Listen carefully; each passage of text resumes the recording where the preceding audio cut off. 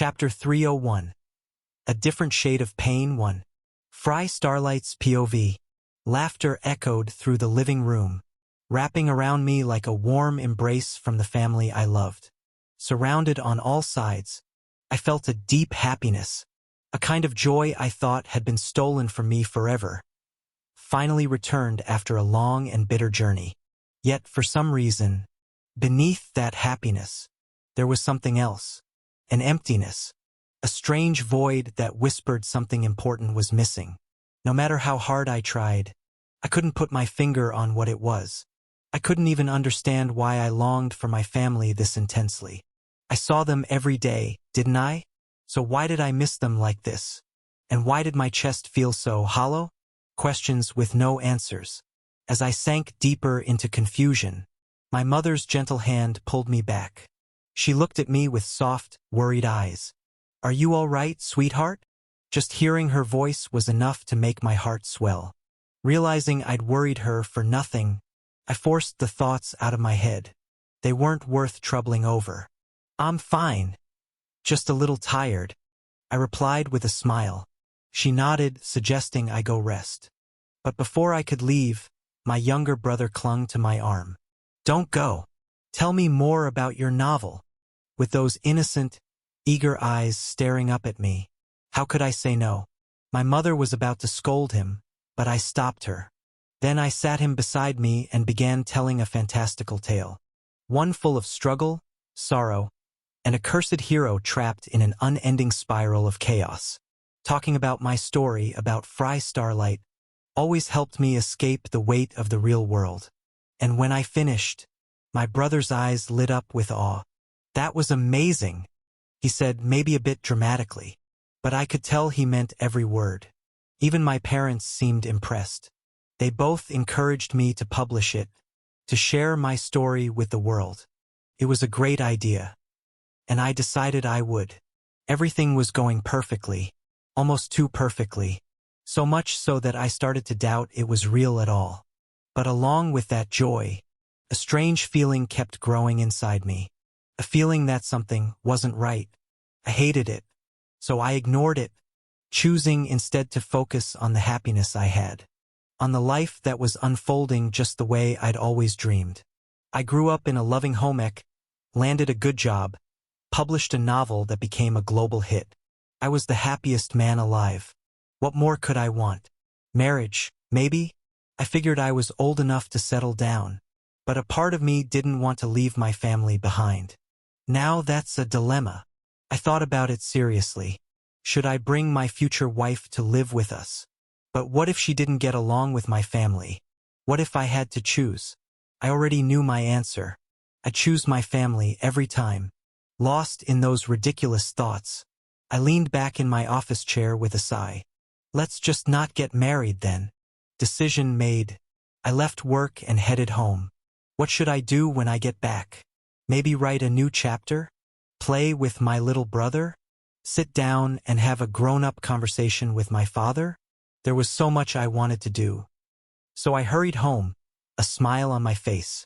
As soon as I got there, I slipped the key into the lock and opened the door with a bit too much enthusiasm.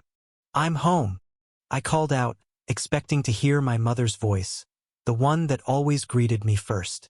But this time, there was no response from her. "Oh, welcome back. Took you long enough." The one who welcomed me wasn't my mother. It wasn't anyone from my family. It wasn't even human. I froze.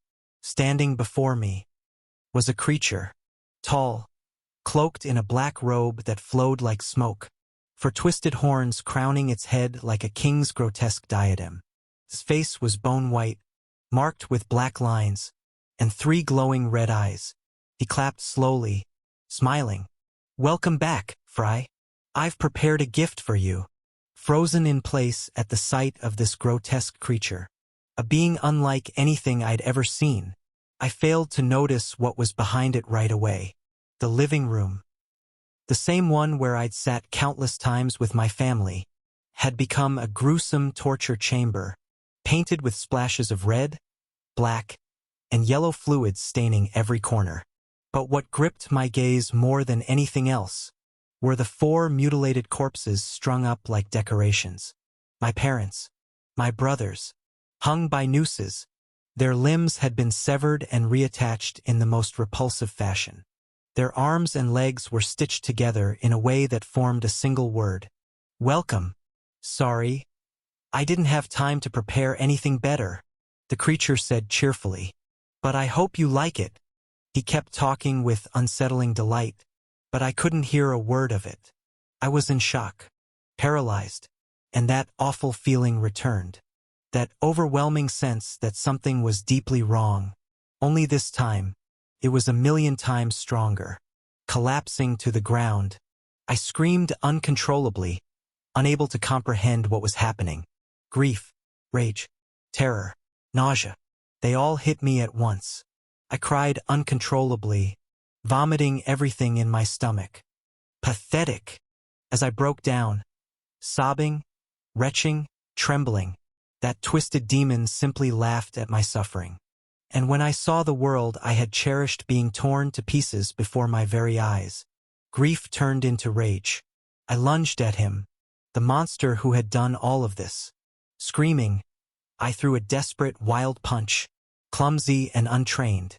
I never learned how to fight, and even if I had, could anything stop a monster like this? I didn't need to wonder. With a grin, the demon effortlessly caught me by the throat, lifting me into the air, choking me, still laughing, while I, covered in tears, filth and bile, looked up at him in horror. How disappointing, Fry Starlight. You're nothing but a letdown. He said it so casually, like it meant nothing. But hearing that name, Chapter 302, a different shade of pain, too, it shattered something inside me. Fry Starlight? Who was Fry? My main character, the protagonist I created? No. My eyes widened, reality vanishing for a second that brought everything crashing back. Memories flooded into my mind with brutal force. Fry Starlight wasn't a fictional character. He was real. That miserable hero who stumbled through endless suffering wasn't a figment of imagination. He was flesh and blood. Veins pulsed across my forehead as I roared in pure, unfiltered rage. Weskier. Rage like I'd never known before. They had tricked me. Not once, but twice. The fog-covered demon, and now Weskier. I screamed, drawing every ounce of aura I could muster, desperate to tear that bastard apart. But I couldn't move. With a mocking smile, he looked down at me. Still just an insect. What are you trying to accomplish with this? I roared, completely unhinged, cursing them. Those who had twisted my memories of my family, who had forced me to live through the agony of losing them not once, but twice, and cursing myself for allowing it to happen. I wanted to do something, anything to break free from this cursed illusion, anything to ease the storm raging inside me. But I couldn't even escape his grip, let alone fight back. With ease, Weskier hurled me across the room with enough force to tear the very space around us apart. Once more, he smiled as I was swallowed once again by the rushing torrent of time. In the chaos, I clutched my head and grit my teeth so hard they nearly cracked. Remember, I kept repeating to myself, you are Fry Starlight. This isn't a novel. It's real. Remember, I screamed at myself with every ounce of strength I had. Don't lose yourself. Don't let it happen again. My family, they were gone a long time ago. This was nothing but a lie, a fabricated illusion. Remember, I shouted one last time, pouring everything I had into that cry, just before time itself came to a halt once more, and that familiar room began to take shape. Seated around the usual dinner table, my family smiled at me again. Welcome back. They spoke in unison. I stared at them in silence for a long moment. A strange buzzing filled my ears, and a sharp sense of loss overtook me, like something important had just slipped away. I was certain I had been repeating something to myself, something vital. But what was it again? I struggled to remember, But my mother's warm hand pulled me back. Son. Meeting her gaze, I suddenly realized I hadn't responded to their greeting earlier. That's right, I'm with my family now. What was I trying to remember again? With a smile, I finally answered them all. I'm home. Back home. Sometimes, pain is just a word used to describe a feeling. But what most people don't realize is that pain comes in many shades, and Fry Starlight had just begun to understand a new one, a color unlike anything he had felt before, something far beyond the physical pain he had grown used to over time. A cycle, an endless loop of joy, love, warmth, followed by sorrow, rage, and death, over and over again. That cycle repeated during loop number 27. After watching his family die again, he was thrown right back to the beginning, back to the familiar living room, where his family welcomed him, once more, in perfect unison. Welcome back. And Fry, the real one, stared at them for a moment before answering with a smile. I'm home. He said it happily, but he didn't understand why his body was trembling so violently.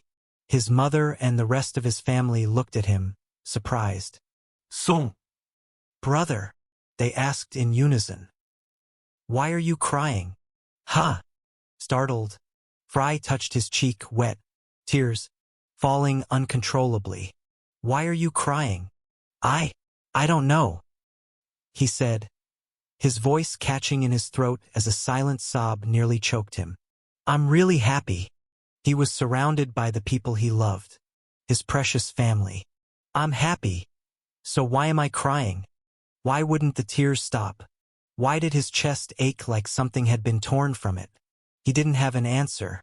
Time kept flowing, and the loop repeated once more. Again and again. Loop 41. Kneeling at the feet of the devil. Fry collapsed, clutching his head in agony as his memories returned once again. He wept tears of blood, overwhelmed by the sheer weight of it all, by the grief of losing his family 41 times. His heart was tearing apart, crying, broken, pleading, please. He begged the demon before him, utterly shattered. Stop, no more. But the demon simply reached out, and with a flick of his hand, sent Fry flying once more. Once again. At some point, Fry felt his very soul beginning to tear away from his body, dragged into another realm of agony. He struggled, again and again, living through the same torment, repeating the cycle without end. From above, it was watched, standing there. Frey's ideal self, the one from before, gazed down at him. His eyes were filled with sorrow, watching Fry descend into a whole new kind of hell. An endless loop. A loop designed to place him at the peak of joy. The ideal Fry spoke, quietly analyzing the suffering unraveling below, only to strip everything from him in the cruelest way imaginable. And worst of all, he won't remember anything until the very end, making each experience feel new and fresh every time. To survive what was coming, Fry would need to reach a state of madness-level composure, an inhuman resilience, just to endure the suffering hurled at him, to be broken again and again in such a vicious, methodical way. The ideal Fry, watching himself unravel, could only pity the soul below. What kind of monster are you trying to create, engineer?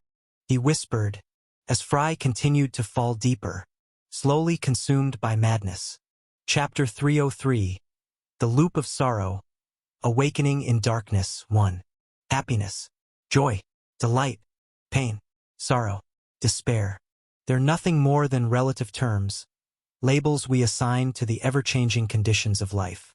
Every person has their moments, moments when they feel they've reached the very peak of life, standing atop everything they've ever hoped to achieve.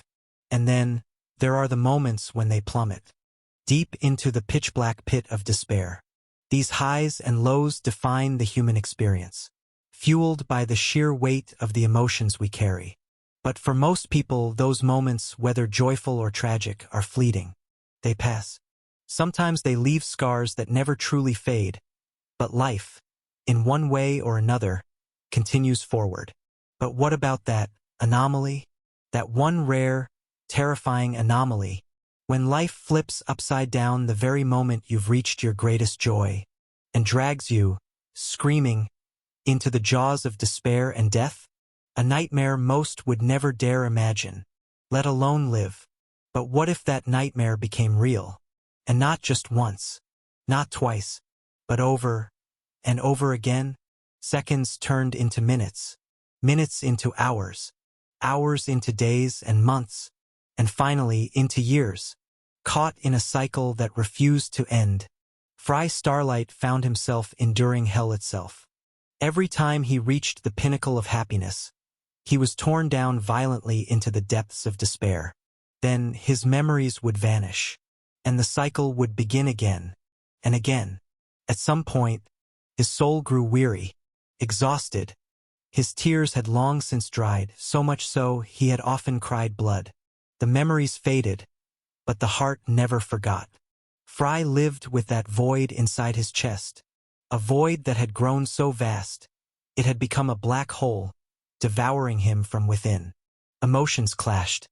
Joy and sorrow, hope and grief, laughter and mourning. Loop 100. Fry Starlight stood, gazing upon the corpses of his family. For the 100th time, torn apart, reduced to pieces. Their blood soaked the room. The stench of death clung to his senses. The demon stood before him, smiling as always. And Fry, he smiled back, just faintly. "You look different," the demon said with an amused grin. For a moment he wanted to ask, "Who are you? Are you really Fry Starlight?"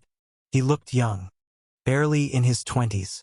But those sunken, lifeless eyes, and the dark circles beneath them, he seemed more like a man who had lived far too long. Someone tired of life itself. His hair had turned stark white again. But unlike before, when it was merely a symptom of the frozen heart curse from the moonlight bloodline, this time it was age. Fry had aged loop after loop, until the weight of it all was etched into his very soul. He could no longer cry. Lowering his head, he stared at the bloodied ground with a weary smile. "I understand now." His voice was heavy. "I finally understand what you want from me." After being torn apart by endless psychological torture, his fragmented soul unable to hold itself together, Fry began to realize the meaning behind it all, the purpose of the never-ending suffering, why he had been forced to relive the same agony again and again. But at this stage, even memory loss wasn't enough to protect him. The simulations no longer brought joy, only absolute despair. "He wants me to get used to this." Whoever was behind this, the blue-eyed one, or the engineer, whoever he truly was, wanted Fry to become numb, to be able to stand over the corpses of the ones he loved most, and feel nothing, over and over again. "He wants me to watch them die 100 times, 1,000, without ever showing a reaction. That's the level he wants me to reach." Fry took slow, heavy steps, passing the demon without even acknowledging his presence. As if he were nothing, kneeling before the bodies of his family, Fry spoke again with that same broken, tired smile. "All I have to do is get used to it." His hand touched the blood, now cold, a quiet confirmation that they were truly gone. "It's easy, isn't it? I shouldn't grieve. I shouldn't rage. I shouldn't feel anything when they die. If I can stay calm, then I'll get through this." He continued smiling as he whispered to himself. "It's easy, right? That's all it took to end his suffering. Fascinating." The demon muttered, eyes fixed on Fry. Fry had turned his back to the demon, who let out a sinister laugh. "It's easy, Fry. You can do it, right?" The demon's voice echoed mockingly, and Fray's shoulders trembled. To reach the point where their deaths no longer hurt.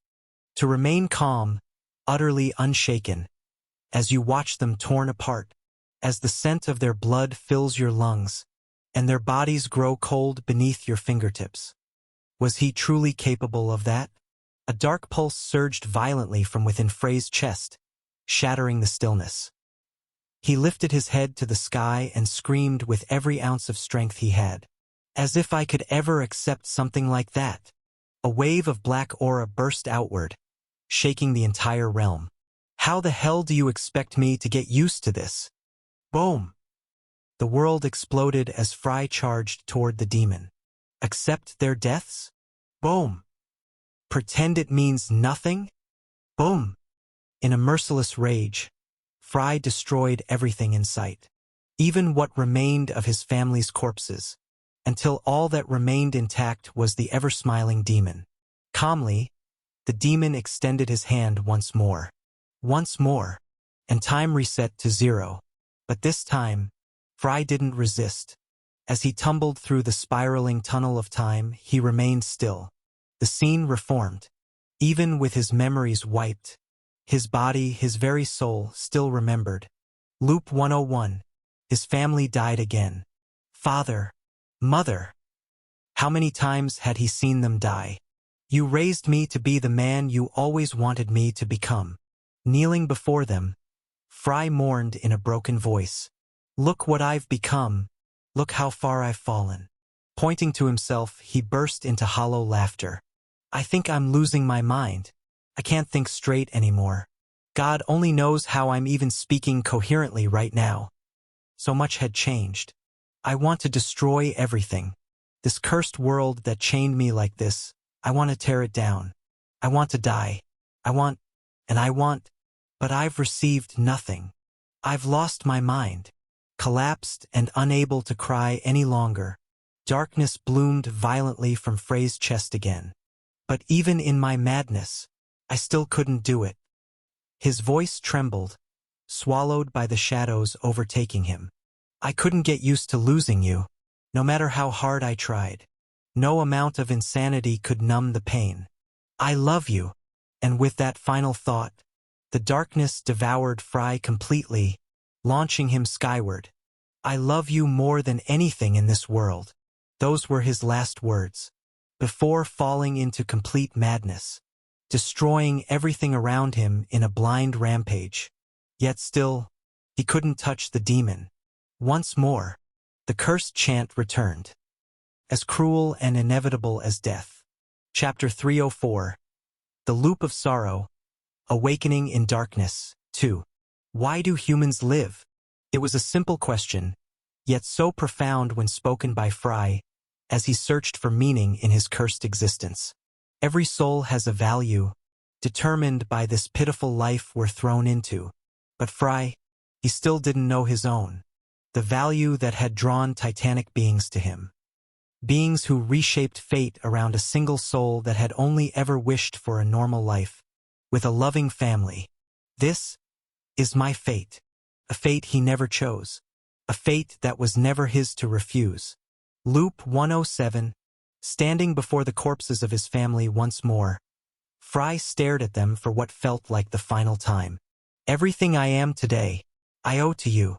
You're the ones who made me into the Fry Starlight I am now. Perhaps the higher powers had played with his fate, pulling the strings of his life from the shadows. But the starting point, his true beginning, was always them.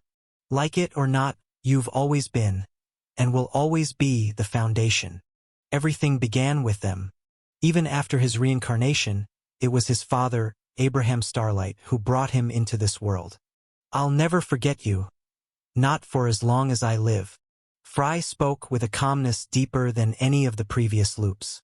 He knew now, no matter how many times he tried, he could never get used to watching them die. That would always be impossible. I can't do it. Honestly, I'm barely holding myself together right now, stopping myself from losing control and falling into madness again. That would have been the easy way out. But that's not what you would have wanted from me, is it? His parents had taught him to be responsible, to endure, to never stop. So I won't stop. I'll keep moving forward. His body trembling, Fry forced himself to suppress the darkness rising within. Wearing a sorrowful face, one too numb to cry, he slowly turned his back on his family and walked away. I'll never forget you, but I'll keep going. To become the man you always hoped I'd be. That was their wish. The final message from Abraham Starlight before his death. Live. And never stop moving forward. Now face to face with the demon. Fry Starlight stood in complete silence, gazing with those pitch-black eyes. His heart, once a storm of grief and rage, was still, like the surface of a lake on a windless day. He still mourned, still grieved, still felt every ounce of pain. But now, for the first time, he could move forward, leaving behind the corpses of the people he loved most. He no longer looked back, only ahead. Perhaps this wasn't the answer the creator of the endless loops had wanted, but it was enough. The world began to collapse around them. The ground crumbled as Fry faced the demon. With a soft, almost amused smile, the human spoke. You might be fake, but I wonder if the real one looks just like you. For a fleeting moment, the fog masking the demon's face dissipated, and Fry saw what was beneath it. Agaroth. The moment he spoke that name, the demon shattered into countless pieces, dissolving into dust, and Fry was left alone once again. He didn't know whether what he saw was real, but he knew he would never forget that face. That was the last thing Fry saw, before the illusion shattered completely. The trial had ended. It was time to return. He had no idea how much time had passed in the outside world, but for him, who had endured that endless loop, it had been years. As the world crumbled into nothingness, Frey's eyes widened. From afar, he saw a familiar figure. No familiar figures. There, in the distance, stood his ideal self, and behind him the silhouettes of his entire family. Fry gazed at them for a long moment, realizing they were all smiling at him. A strange force began pulling him backward, ripping him away from the vision, and he could barely keep them in his sight as they faded. One last look at the life he once had. He accepted it finally, with a soft, mournful smile.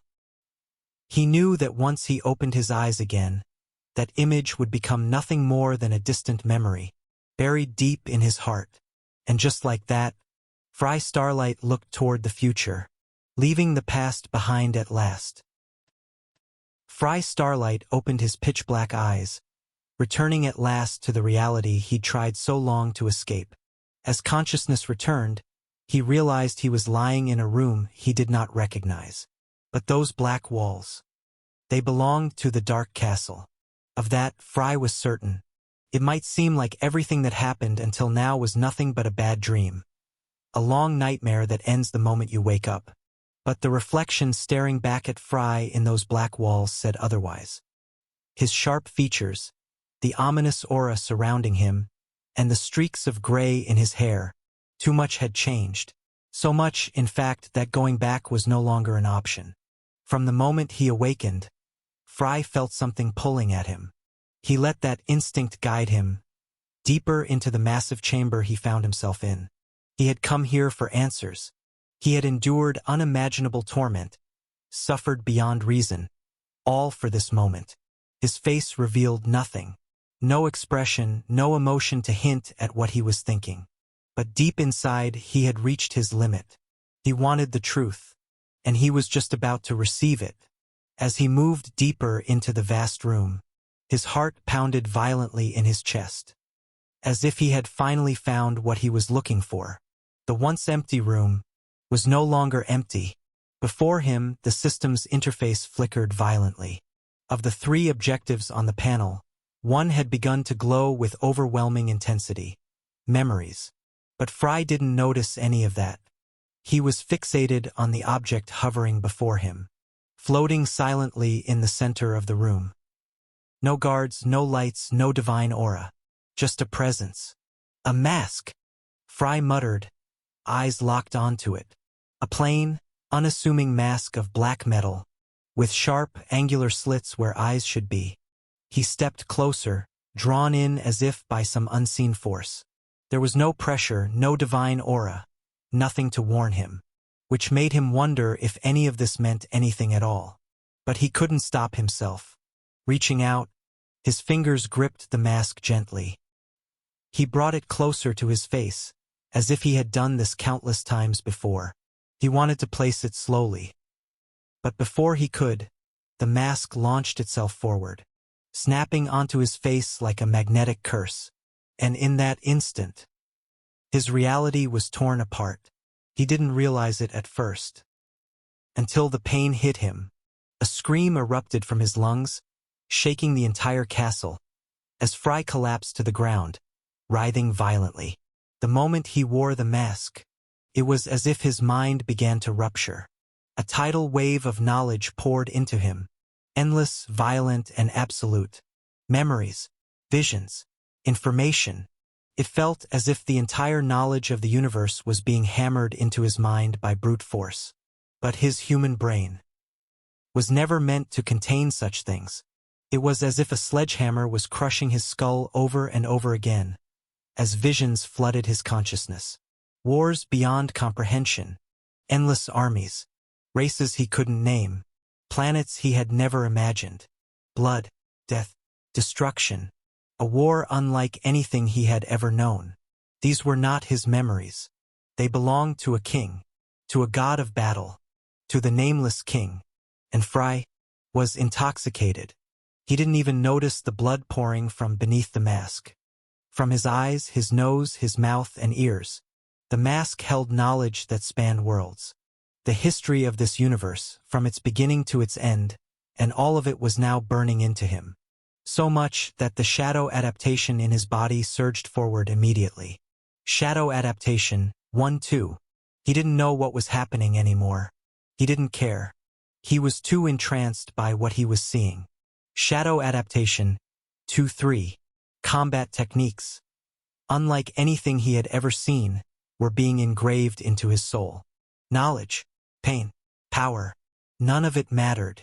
Fry was drunk, completely mesmerized by the nameless king, and as the blood trickled down his face, he didn't even realize he was on the verge of death, because this mask held the weight of a universe, and now it was his. Everything in this world, from its very beginning to its inevitable end, had been embedded within that mask. So much so, that phrase shadow adaptation immediately surged to level 3. But in the end, Fry was still just human. A mind, no matter how tempered by suffering, could only endure so much. On the verge of death, Fry was forcefully pulled out of those memories the moment a pale hand tore the mask from his face. With bloodshot eyes, Fry stared at the figure who had appeared before him, his savior. "You're not ready yet," said the blue-eyed man who had emerged from nowhere, holding the mask in his only hand. The engineer had returned. Standing before him once more, Fry ignored all the pain ravaging his body. His face twisted in pure rage as he recognized the architect behind all the torment he had suffered until now. With both swords in hand, Fry roared with everything he had, unleashing his full power toward the blue-eyed entity. A furious ignition, one that unleashed the full extent of Frey's strength. Greater than ever before, he sought nothing more than to destroy the being that had twisted his life into madness. The explosion of darkness that erupted was massive. So much so, it threatened to wipe the entire castle off the face of the earth. But all of that fury was stopped cold. The engineer caught both of Frey's swords with a single hand, halting his attack completely. "Damn it!" Fry cursed and moved to strike again, but the engineer easily pushed his blades aside with inhuman speed, then drove a single fist into Frey's chest. With one blow, he knocked Fry unconscious, sending him crashing to the floor. Standing above him, the engineer stared silently at the fallen young man. Then he glanced at his own hand, where a strange blue liquid trickled out. With a faint, bitter smile, the blue-eyed man gazed at the wound Fry had left, a wound that had drawn his blood. Holding the mask in one hand, the engineer carefully lifted Fry. With a voice that seemed uncharacteristically gentle, he placed the mask upon Frey's chest and muttered words in an ancient, unknowable language. At that same moment, the sound of heavy footsteps echoed through the castle halls. Angry had arrived. The wrathful statue entered the chamber, dragging Snow and Ghost behind him, both bloodied and unconscious. A trail of crimson followed them, painting the floor with the aftermath of their brutal defeat. The engineer nodded at Angry in acknowledgement, welcoming an old friend. There were many variables, he muttered, as his gaze fell once more upon the unconscious trio. But the result will be the same. And with that, Fry and his team had been utterly defeated. Chapter 305, When Titans Speak. The Castle of Darkness. A towering fortress unbothered by the ravages of time, protected by an ancient barrier that had never once broken. It welcomed its visitors at last, after standing empty for countless years, awaiting the promised day. The engineer entered, cradling Fry in one arm, followed by Angry, dragging both Snow and Ghost behind him. From the beginning, they never stood a chance. Not against him. The enraged statue let the unconscious bodies rest at the entrance, then marched toward the engineer. Upon reaching him, Angry immediately knelt before the blue-eyed man.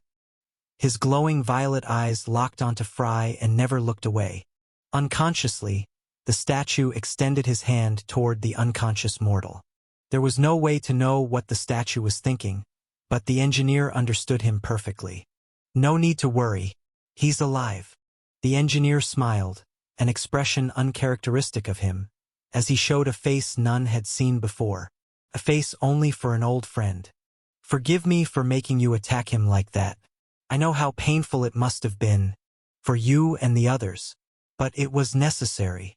Angry said nothing, incapable of speech, yet behind the cold metal mask was a being that felt, and his gaze never once left Fry, not even with the engineer standing before him. The engineer lifted his head, wearied by time. Forgive my bluntness, old friend, but I need to borrow your strength.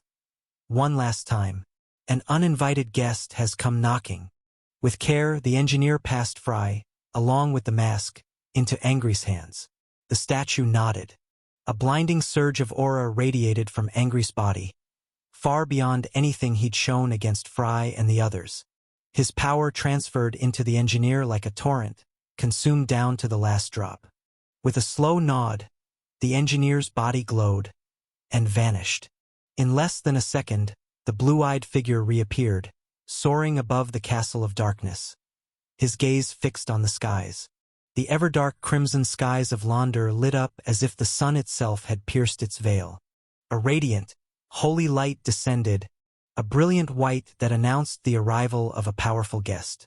A being of reverence and awe, emanating such overwhelming pressure that even the void trembled. And the engineer stood to face him, unflinching, unmoved. The radiance slowly dimmed, revealing the figure beneath. A supreme entity, one of the highest beings of this world. Clad in golden armor that glowed with divine radiance, crowned with long white hair, and eyes etched in ancient golden sigils across his face and body. You're far from your den this time, Lightbearer. The engineer was first to speak. The mighty Lightbearer did not look pleased. Though their fists had yet to clash, their auras collided, creating ripples of power that echoed through the world. The radiant light that surrounded him was far more intense than the engineer's blue flame. Remnants of the Nameless, you again. The proud warrior's voice rumbled like thunder. Don't think for a second that those above haven't noticed your little games. He rose slowly, his divine aura intensifying with every heartbeat. I couldn't care less about your petty schemes with your little friends, but this time you've gone too far. The Lightbearer's words struck with weight, but the engineer answered with a smirk. Too far? And who decided where the line is? You. He showed no hint of yielding to a being clearly more powerful than him. I hear they call you the Lord of Light now, worshipped as some kind of god or king. But don't forget your place, Orsted. The engineer spoke his opponent's name with purpose. Don't forget, you bowed once too, just like the rest, before our king. So what's the use of pretending now? Despite the provocation, Orsted's face remained unreadable. Are you sure this is what you want? He spoke calmly, just before releasing the full extent of his divine power, shaking the heavens and the earth alike. He glanced around, feeling them. From distant points, a network of immense auras was closing in, surrounding him. What's wrong? The engineer asked. Why did you stop? Orsted answered without hesitation. You think that's enough? All those auras clearly reached SSS rank. They were the humans who had chosen to walk alongside the engineer long ago, the same ones Abraham met in ages past. But to the Lord of Light that meant nothing. Raising his hand high into the sky, the Lightbearer's aura erupted, stacking upon itself violently to form an enormous sword. So vast it overshadowed the entire dark castle and the surrounding pilgrims. A blade the size of a meteor, blinding in its brilliance and threatening to annihilate all beneath it. His golden eyes blazed. I could kill you, along with that precious boy of yours, before your allies even take a single step. A direct threat. But the engineer didn't flinch. Instead, he raised his own hand, drawing upon the final remnants of his strength. From nowhere, glowing circular seals appeared around his arm, clocks with hands that moved slowly within their rings. At that same moment, identical time seals materialized around the massive blade the Lord of Light had forged. With a single gesture from the engineer, the hands of those clocks froze. The great sword stopped moving entirely, rejecting its master's command, as though time itself had abandoned it. Yet the engineer didn't stop smiling, his smirk calm, unfazed. You can kill me. I know that much already. I'm just a ghost of who I once was. He paused before continuing. But don't you think you've stepped into this fight while handing your enemy the advantage? Those words narrowed Orsted's eyes. What exactly do you know? Not much, the engineer admitted. But I do know how much you care about that spoiled brat we beat half to death. Isn't that why you came here in the first place? That smile again, met with a scowl from Orsted, the Lord of Light, clearly struck where it hurt. I know just how important Snow Lionheart is to the Lightbearers. So let me ask you this, great Lord of Light. They may have stood on opposite sides today, but both had placed great hopes on a single human. I know your power. You're one of the 7 great powers for a reason. But are you strong enough to defeat me and my comrades, and save your golden boy down below before my ally kills him? The question was met with silence. But Orsted's aura dimmed slightly, proof that he wasn't confident in doing both. He could crush the engineer and the others. That much was true. But saving Snow in time? That was close to impossible. We are not your enemies, Lord of Light, the engineer said firmly. Just as you've placed your hopes in that radiant youth, we've chosen his shadowed counterpart. Our goals may clash, but our enemy is the same. He was ready to fight if necessary. But if the conflict could be avoided, he would take that path. A direct confrontation with the Lord of Light would lead only to casualties, ones they could not afford. Thankfully, Orsted was reasonable enough to realize that. Very well. The crushing aura faded, and the colossal sword dissolved into light. The engineer lowered his hand too, finally letting out a breath. Times are changing. Nameless follower, Orsted said quietly. I don't know what you're trying to accomplish, but all of you are just shadows, faint echoes of what you once were. You do well to stay hidden down below. You're not ready to bear the weight of what lies above. Time changes, but Agaroth remains constant. No matter how many ages pass, he only grows stronger. Damn him and his filthy race. His golden body flared with light once more. The Demon King Agaroth, a catastrophe by every measure. A monster that brought death and despair wherever he went. Even the titans of the world feared his name. Be warned, nameless follower. I won't hold back next time. Orsted turned, offering his back to the engineer. The blue-eyed one said nothing in return. Where are you headed? He asked at last. I sensed a surge of dark aura in the distance, Orsted replied. One of the wretched high seats, I assume. He smirked, clearly referring to the Lord of Graves. I'll go hunt him down. I doubt you'll catch him, the engineer said. If you sensed him, he sensed you. That's fine. Did you forget I'm the fastest among the 7 great powers? Light surged through Orsted's body as he shot through the sky, ripping it open in a flash of divine brilliance. Only one remark was left to echo in the engineer's ears. Nice barrier, by the way. An odd farewell, but the engineer gave it no weight. He exhaled with quiet irritation, his eyes drifting to his fractured hand. His body could no longer withstand battles of this magnitude. The blank expression he wore concealed the truth. But the broken vessel told a different story. Exhausted, shattered, he had reached his limit.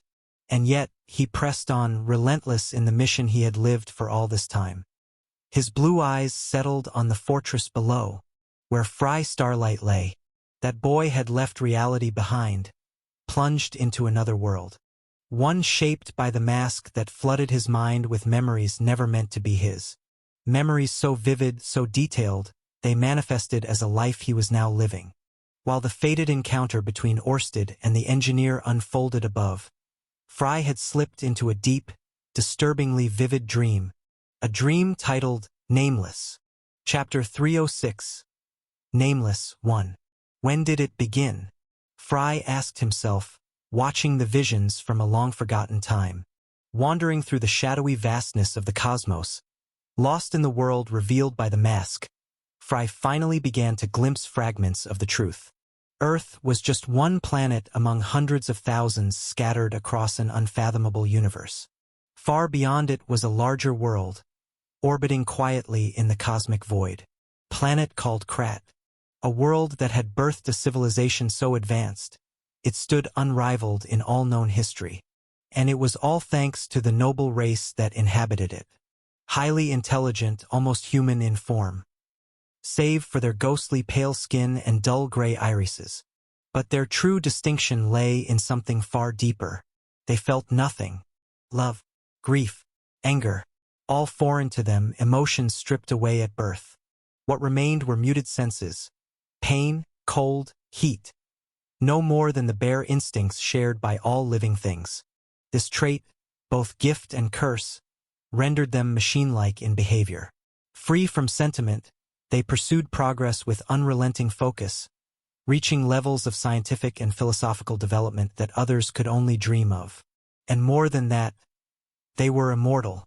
They didn't age, didn't decay. Upon reaching maturity, their bodies simply stopped changing. The only way to kill one was to literally destroy them.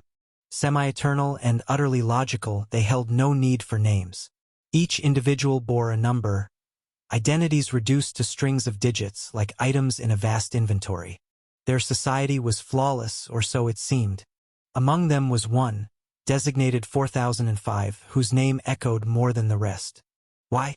Because one day, he stood before the elders and declared, "We will be invaded. Our planet will be erased." A war was coming, he said, one that would end with their annihilation. But when asked for proof, he gave none. He spoke of visions, of knowledge beyond comprehension. But to a race ruled by reason and evidence, it was heresy. They cast him out, branded him a madman. Years passed, and nothing happened. His people advanced, expanded, flourished, while he, obsessed and alone, dedicated himself to a single field of study. Time and space. Decades of obsession led him to break the boundaries of physical reality. He discovered a way to bend space itself, allowing him to teleport across unimaginable distances in a blink. An awe-inspiring feat in any world. But to his people, pointless pursuit. And then, just as he had foretold, the demons came. Krat became their next conquest. The invasion was a nightmare. Krat resisted with the full force of its technological might, but no defense could hold. Because something else had arrived. Agaroth, the newly crowned Demon King. The being who forged the upper seats. The one who shattered the Duchy of Hell and crushed every demon lord who opposed him. A monster so vast, so terrifying, they called him the Devourer of all. He descended like a black sun, and with him the war ended in catastrophe. It was nothing short of a genocide, an extinction witnessed by the world, where an entire race was wiped out from the first to the last. The demons showed no mercy, terrified of the terrifying potential that race possessed. A race that couldn't die. A race devoid of emotion. Left unchecked, they would evolve endlessly. What if a species like that, one that had poured all its focus into development, turned that focus toward war. Toward power? A chilling thought, one that ended in a massacre, a slaughter of billions. They all died, marking the complete end of a civilization. All except one. The only one who was different. The one who had spent his entire life studying a field deemed utterly worthless. The one who, through sheer obsession and brilliance, had mastered time and space, developing the power to teleport instantly across vast distances. And so, the moment the invasion began, he vanished. Effortlessly, he warped away to a distant planet, watching from afar as his homeworld burned, and his people were erased from existence.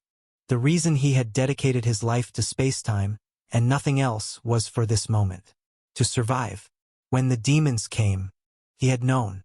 He'd seen the future and used that knowledge to save himself. Alone.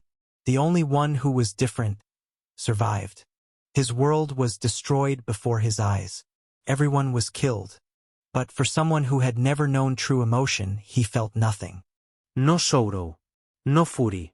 The thought of revenge never crossed his mind. It never even occurred to him. He turned his back on his world without a second thought and began a new journey. One driven solely by his insatiable thirst for knowledge. He had so many questions about the vast universe he barely understood. And about himself. Why had he been born different? Why could he see the future? Why was he special? Countless questions plagued his mind, questions he was determined to answer. And so, he traveled the stars alone, immortal, searching for knowledge. For someone like him who felt nothing, that was enough. Wherever he went, he became fixated on a new aspect of life. A forbidden one. One that no mortal dared to understand. Life and death. When corpses fell before him in battle, he often found himself staring at them, wondering, why do people die? At the same time, he witnessed the miracle of birth, of new life entering the world. And that raised a second question. Why do people live? Life and death, two forces beyond mortal grasp. Yet he was drawn to them, fascinated by them. And for reasons he couldn't explain, he felt that understanding them was the key to understanding himself. If he could control life and death, perhaps he'd find his truth. Years passed, and that fascination became obsession. An obsession that drove him to madness. He clashed with many who stood in his way, and when they resisted, he killed them. Many fell by his hand. And through that, he came to understand how easy death truly was. I can control death, but the opposite, bringing life, that was beyond him. He had taken many souls but given nothing in return. Years went by, faster and faster, as he dove deeper into his obsession. And eventually he did the impossible. He achieved something no one else could have imagined. He learned to store souls. So long as they hadn't fully passed on, he could capture them, preserve them. What once seemed like madness became reality. Using his power, he began trying to give life in his own way. By storing the souls of those who died in war and battle, protecting them from fading away. At first, he crafted crude vessels, primitive bodies forged from black metal, their expressions frozen at the moment of death. Some smiled in peace. Others wore faces of sorrow or rage. They looked like statues, monuments to lives lost. And yet, for the first time, they lived again. That was how the statues Fry had encountered several times came to be. Smiley, sad, and angry. They were his first experiments.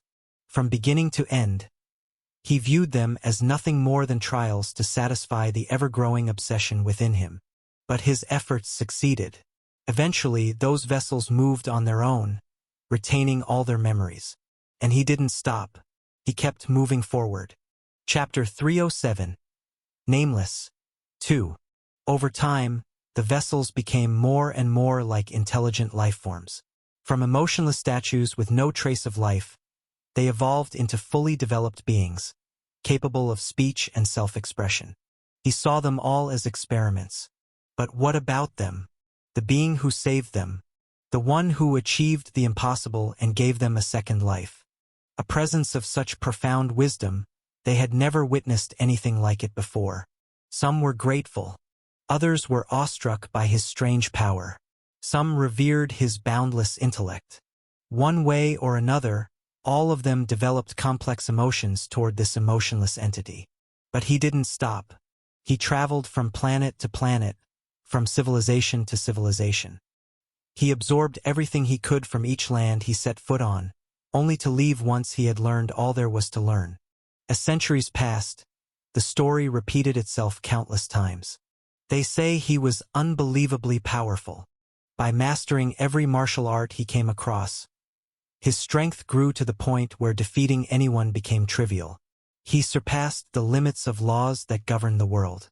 They say he was a mystery, clad in a strange black armor and an even stranger mask. No one ever saw his face. He never spoke to anyone, never got close to anyone. He simply arrived, stripped the land of all its knowledge, then moved on. They say he had no name. He left behind no name, no face. No trace. So they called him Nameless. Over time, Nameless began setting foot on worlds ravaged by demons. Dead lands, perfect testing grounds for his twisted craft. He resurrected the fallen, granting them another chance at life, then left in quiet satisfaction. He didn't care for them, but before he realized it, his name began to carry weight. At the start of his journey, when he looked back, he would find 2 or 3 of the vessels following him. They were fascinated by him, and so long as they didn't get in his way, Nameless didn't stop them. So immersed in his obsession, driven by immortality and emotional emptiness, he didn't notice how much time had passed. Until one day he turned around. And there were no longer just 2 or 3 behind him. There were countless. Vessels stretched to the horizon, following in awe. Every land he had ever walked now knew his name. They praised him, worshipped him. They hailed him as their king. Nameless was no longer just a title. It became a symbol, a presence. One that encompassed millions who would eventually form an entire sect in his name. It took thousands of years. But Nameless had finally reached the end of his journey. He had visited every civilization, learned all there was to learn. He mastered every known martial art, so much so that he developed a technique immune to them all. A style that made him move like a shadow across the battlefield, graceful and untouchable. His strength, his speed, everything about him had reached unfathomable heights. At the end of that journey, he realized he had truly fulfilled his potential. He declared himself the only being who had reached the pinnacle of existence. There was nothing left to learn, nothing left to gain. At that point, his power became incomprehensible. And at the same time, the sect that bore his name had grown so large it spanned across every planet, every civilization. A being of that magnitude leading millions. There was only one inevitable outcome. The demons. It was bound to happen. The demons, led by Agaroth, an undefeated entity who had dragged the world into the depths of despair. The world had reached a dead end. The first light-bearer, the pure vessel, had fallen, split in half by Agaroth. Even the mighty god of the pantheon, Midir, suffered a crushing defeat at the hands of the demon king. One after another, the world's greatest titans were brought to their knees when faced with Agaroth. The demonic momentum was relentless. Every race suffered devastating losses against this dark force. Eventually, the Nameless sect and the demons clashed, an inevitable confrontation. And when the war began, Agaroth, the one who had annihilated everything in his path, showed no sign of slowing down. But the entire world held its breath the moment the sky trembled and the earth shook. The moment the Nameless entered the battlefield. Everyone was stunned by what they witnessed. Agaroth had been stopped completely by a warrior no one knew anything about. Not only did he stop him, he fought him as an equal. Their clash was nothing short of a natural disaster, bringing destruction and death on an unimaginable scale. The earth wept, the skies burned, and hope was reignited. Agaroth, elated to find the opponent he'd long desired, a faceless, nameless warrior, finally had someone who could meet him blow for blow. The emergence of a being who could stand against Agaroth was unprecedented. It became a beacon of hope in an otherwise hopeless world. During that extraordinary era, races from all corners of existence rallied behind the nameless sect, placing their faith in the one who had achieved the impossible. All the ancient powers of the world bowed their heads to him, the nameless who shattered what they once believed to be invincible. And so began the Great War, a conflict that would one day become the stuff of legend. The demons, numbering in the billions, stood united as a race. Opposing them were the nameless sect and every other race that had allied with them. It was war on a scale never seen before. Millions died each day. Blood flowed until it formed seas.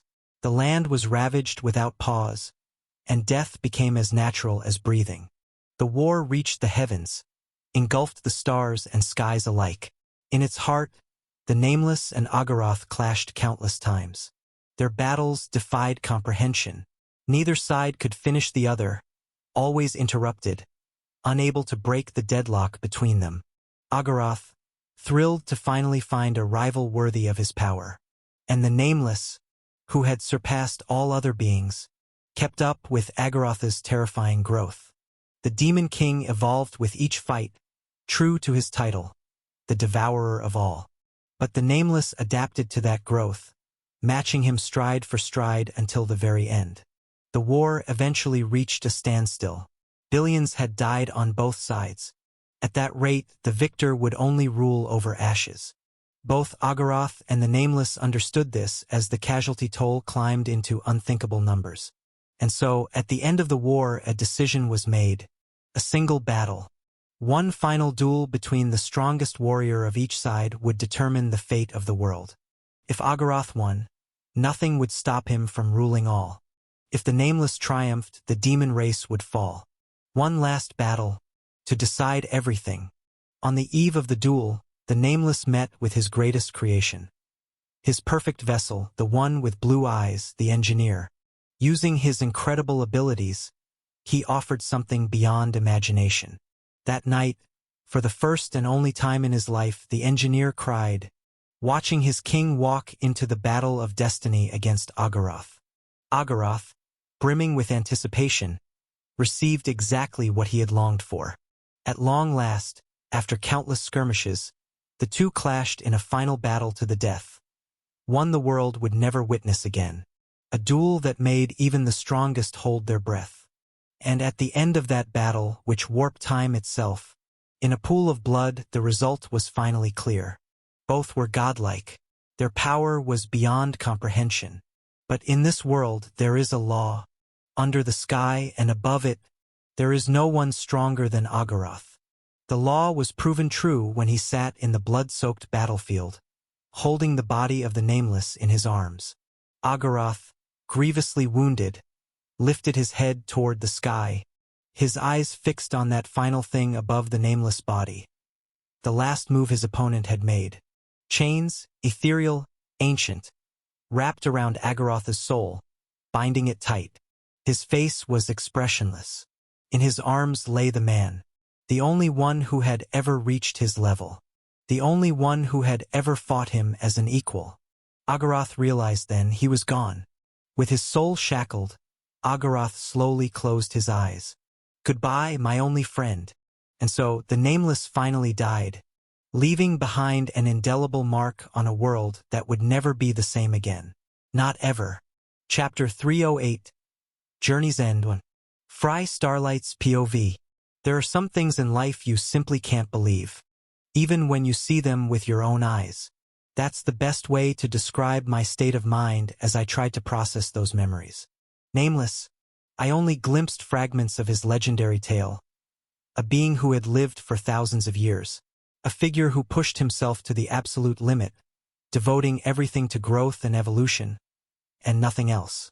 He reached heights so monumental that he became a deity, worshipped by countless beings from all across the races.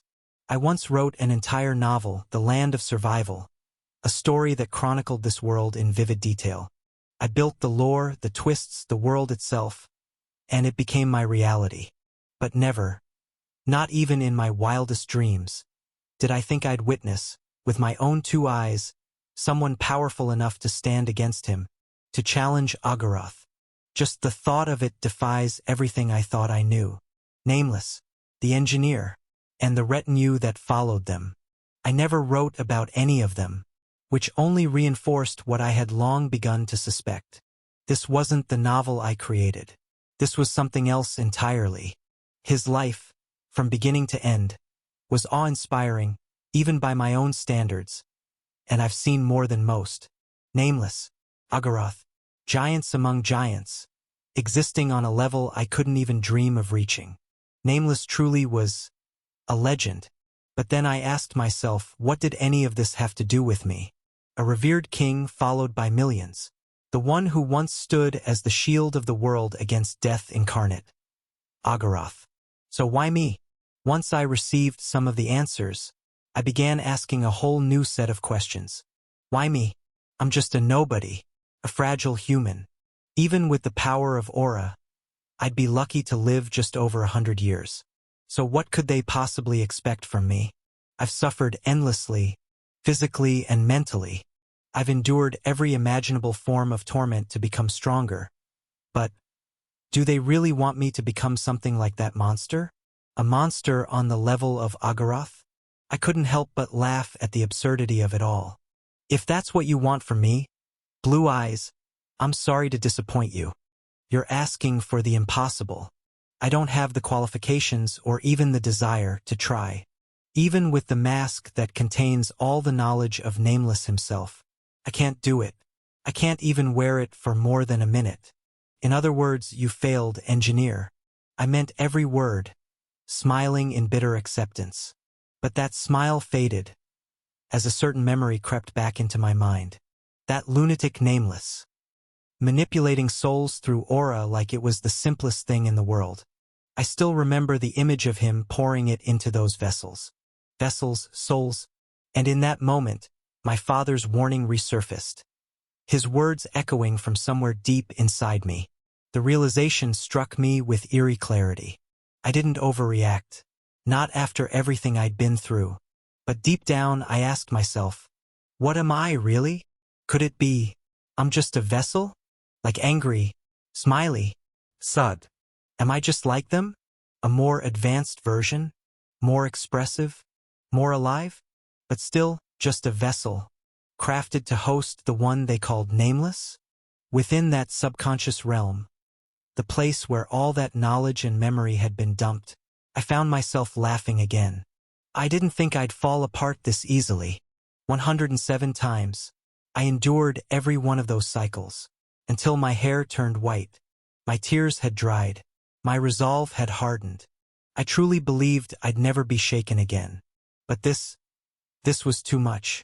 Unable to form any coherent response, I realized just how cruel fate had been to me. All that pain, all that struggle through the swamp of despair, rising and falling, over and over, just to be told I'm a vessel? A borrowed body, a temporary will, crafted solely to pave the way for the true king? That's cruel. Too cruel. And knowing I didn't even have the right to object, I accepted my fate, as the world around me faded to black. Fry! When I woke up again, I found myself lying on the cold floor of a dark room. Familiar faces será hundidme. Bloodied but alive.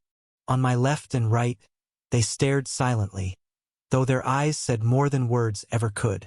Slowly, I raised my upper body, sitting upright beside them and instinctively reaching for my head, which was still pulsing with pain. How long has it been? I was the first to break the silence, speaking in a calm voice. We just woke up. Snow answered, his tone heavy with fatigue and the days of recent defeat. From that alone, I could tell he had lost to Angry even after using the War King form. With a light pat on his shoulder, I offered a gesture of comfort and rose to my feet. It's fine. That defeat was inevitable. He's in the SSS class, after all. I said it casually, brushing past Snow, who was visibly taken aback by my words. From the beginning, Angry had toyed with us the way an adult would with children, showing only a sliver of his true power. And how did I know that? The answer was right in my hand. I lifted it slowly, staring at the object resting in my palm. the black metallic mask, still and silent, emanating not even the faintest trace of power. Who would have thought that this unassuming artifact contained knowledge vast enough to fill the universe? And I had just received a fraction of it. Let's go. I called to my friends with a smile, and both of them followed without hesitation. To where? To loot this castle. I answered simply. Ever since we woke up here, there had been no sign of Angry or that damn engineer. I was sure they were still nearby, watching us, capable of reaching me at any moment. But I couldn't do the same to them, so I decided to do the one thing I still could. Part of the knowledge I gained earlier included everything about this castle.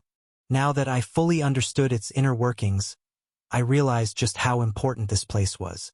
Delving deeper, I began opening hidden passageways with such ease and precision that even Ghost, the assassin, was visibly impressed. Eventually, we found ourselves inside a vast chamber. Snow and Ghost were visibly awestruck by what they saw. A room the size of an arena, overflowing with golden treasures so dazzling they could blind anyone who stared too long. Take whatever you want, guys. Ghost, I think you'll find a weapon here that suits you. I spoke with casual indifference, like the place belonged to me. But my friend's eyes never left me. What? I asked with a smile. Is there something on my face? Are you okay, Fry? You look kind of... Snow hesitated with his words, but Ghost didn't. You look like a completely different person. They weren't wrong.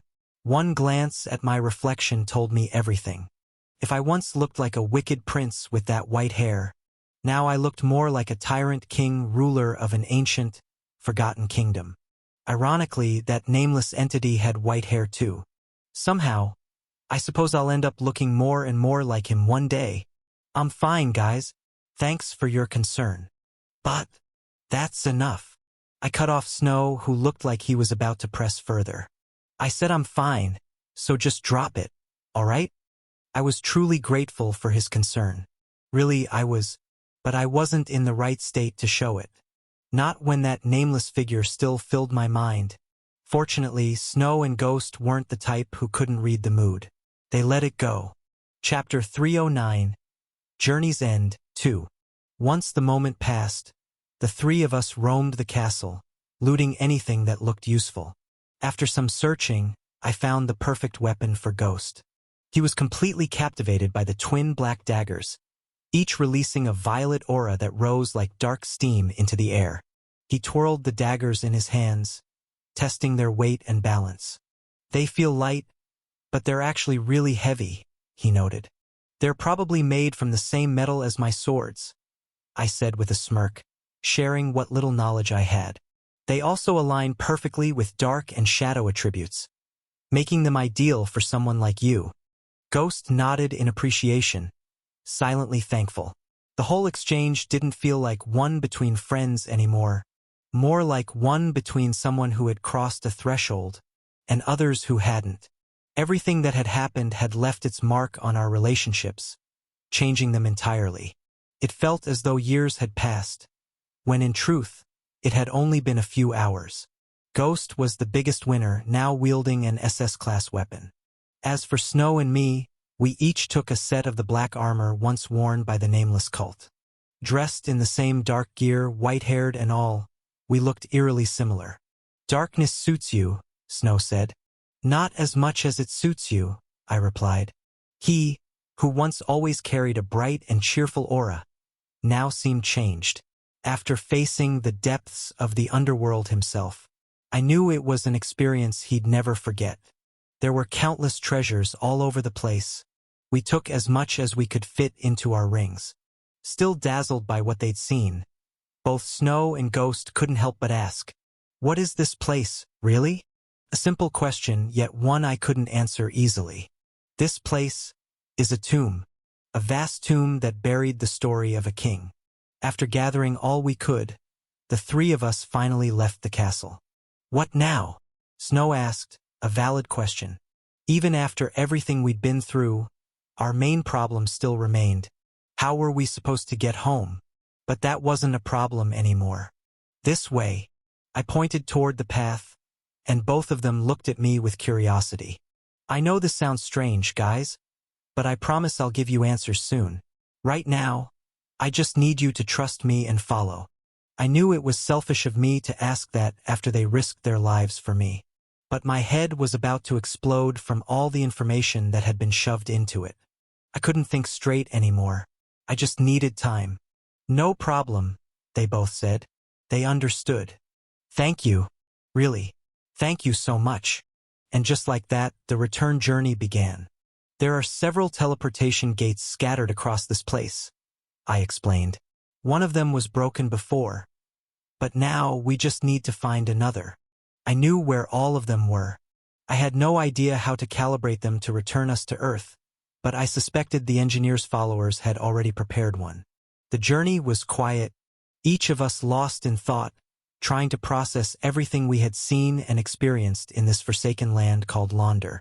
None of us spoke. Every so often, nightmare creatures emerged along our path. But, slash! It only took a few strikes of my sword to tear those horse-shaped beasts into pieces. My body felt incredibly light. My strength had increased without me even realizing it. I began correcting small, unnecessary movements in my combat style, instinctively, based on the knowledge I had absorbed. And there was also shadow adaptation, now at level 3. I still didn't fully understand what that ability gave me. At level 1, it allowed me to adapt to my opponent's fighting style and develop instant counters. It was such a powerful ability that I unlocked the upper shadow element the moment I reached it. I assume stages 2 and 3 will grant me similar, or perhaps entirely different, powers. But honestly, I don't know yet. I figured I'd find the answer eventually. The massive boost in my strength hadn't gone unnoticed. Snow and Ghost both realized it immediately. I could tell I was no longer beneath Snow's War King form in any way. In fact, if I went all out now, I might even surpass him. My power had multiplied several times the moment I put on that mask. And even though I hadn't absorbed everything inside it, what I had taken was more than enough to elevate me to this level. As I was now, I was confident I could go head-to-head with any SS-ranked fighter without issue. It was a massive leap, and yet I couldn't bring myself to feel happy about it. Not while I knew that this body of mine might just be a borrowed vessel. The journey that once took us over a month was now over in just a few days. We tore through anything in our path, eventually reaching the hidden teleportation gate nestled deep within a forest. I expected it to be harder than this. Maybe even running into the Lord of Graves again. Snow's concern wasn't misplaced. But the Lord of Graves wasn't around anymore. Even he wouldn't dare linger in the same land as the Lord of Licht, who was still nearby. The real problem is what's waiting for us on the other side. Nearly 3 months had passed since we left Earth. We've got a lot to explain. Yeah, Snow muttered with a smirk. Pretty sure winter's hit by now. We were at the end of the year when we left. I bet we're going to be expelled from the temple when we return. Worse, we might be listed as missing. I had sent Ada a warning that I'd be gone for a while, but I could imagine how worried she'd been. She probably searched for me everywhere. Still, none of that mattered anymore. We just wanted to go home. We stepped through the portal without delay, leaving the barren land of Launder behind. A place where we saw and experienced far too much. The place where it all began. Once we returned to Earth, we arrived back at the Shadow Sect, the very place we had departed from. I knelt and touched the soil, filled with pure aura, and realized just how much of a blessing it was to live on a planet that wasn't dead. Never thought I'd miss the Shadow Sect, I murmured, staring at those dark walls. Nothing like home, man. Let's move, Snow replied. We didn't linger. The journey took only a few days thanks to our current strength, which made it easy to destroy anything in our path, especially since Earth's monsters were nothing compared to the ones in Launder. At first, we thought the magic circle we used to arrive had long since faded, but to our surprise, it was still there. That's strange. Was that hired mage really that strong? For his spell to last this long? Snow asked. I nodded slightly. The last time I came here through a similar gate, the caster had to borrow aura from the entire Starlight estate. This isn't normal. I stared at the glowing magic. It was suspicious, but its presence saved us a lot of time. Instead of crossing the entire Eastern Nightmare Lands, the portal would take us straight home. "Let's go," I said, and both Snow and Ghost followed. We expected snow the moment we arrived, but the weather didn't seem all that different from when we left. A bit odd, but nothing worth overthinking. After crossing the Aklas Mountains, we were officially back in the Empire after our long absence. Lord Starlight, one of the border guards, attacked us by mistake the moment we stepped forward. He ended up attacking us, but I took him down effortlessly. It's been a while. I assumed 3 months was long enough to be missed, but the guard's reaction surprised me. "What are you doing here, Lord Starlight? Didn't you just return a few days ago with Lady Ada?" "Huh." I blinked in confusion. To confirm my doubts, I quickly checked the date on his smartwatch. What I saw left me and the others stunned. We had definitely been gone for 3 whole months. That much was certain. But according to the clock, not even half that time had passed. In that moment, we all came to the same realization. "Time flows differently here than it does over there," I said. Only 3 days had passed on Earth. Chapter 310. The next step, 1. Fry Starlight's POV. "Only 3 days?" I asked the startled guard, who was clearly shaken by the sudden appearance of the Starlight heir emerging from the Nightmare Land. "Why, yes, my lord. Technically, this is the 3rd day." "I see. Return to your post and inform my sister that I've returned." "Understood." I gave him the order. Normally, he wouldn't even listen to me, but after seeing how easily I knocked him down, he didn't dare say a word. Once the guard ran off, I turned to Snow and Ghost, both still reeling from what had just happened. "What the hell is going on? I know we weren't keeping perfect track of time, but 3 days. I suppose time flows differently here than it does there. Somehow, a single day here was equal to an entire month over there, making our months-long journey feel like a blink of an eye to those on Earth. I guess that's a good thing. At least we don't have to explain much." Ghost chimed in, then looked directly at me. Except for one thing. I knew exactly what he meant. No one changes that much in a single day. The white hair, the colder expression. I smiled. "You'd be surprised. Even on that other planet, it was just 1 day. Technically, yes, but inside my mind, it had felt like years. Let's rest at the Starlight Estate tonight. I owe you both some answers." It didn't feel right keeping them in the dark any longer, so I decided to share enough to satisfy their curiosity. "No need. You don't owe us anything.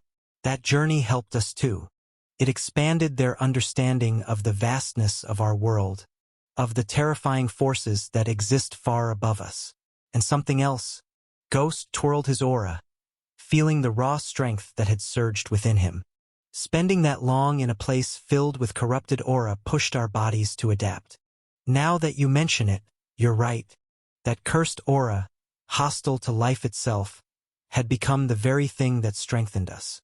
Bodies that survived hell would thrive in a world still teeming with vitality. Any gain in strength at this stage was a blessing." We returned to the Starlight Estate, now completely under my sister's control ever since Leonidas Starlight's fall.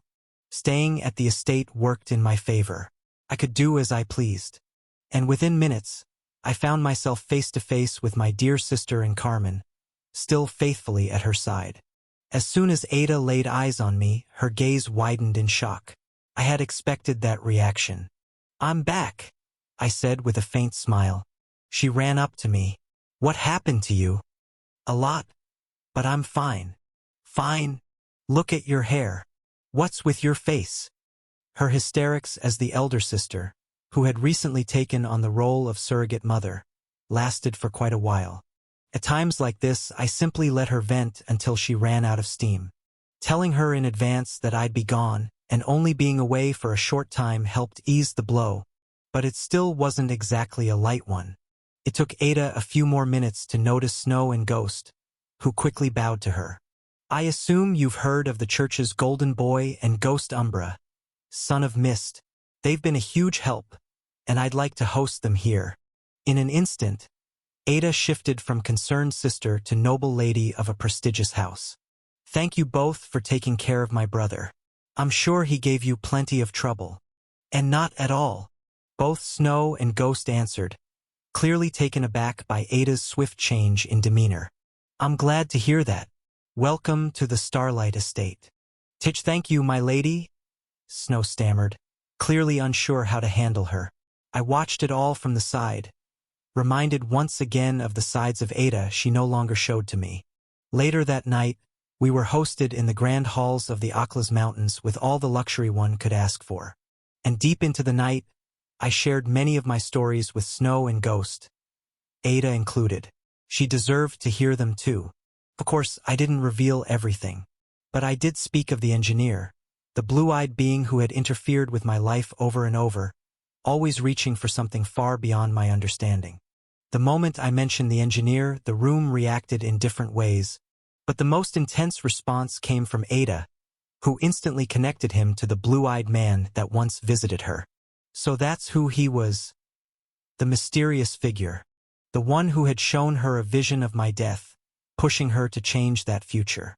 You're telling me, a being who can see the future has been toying with your life?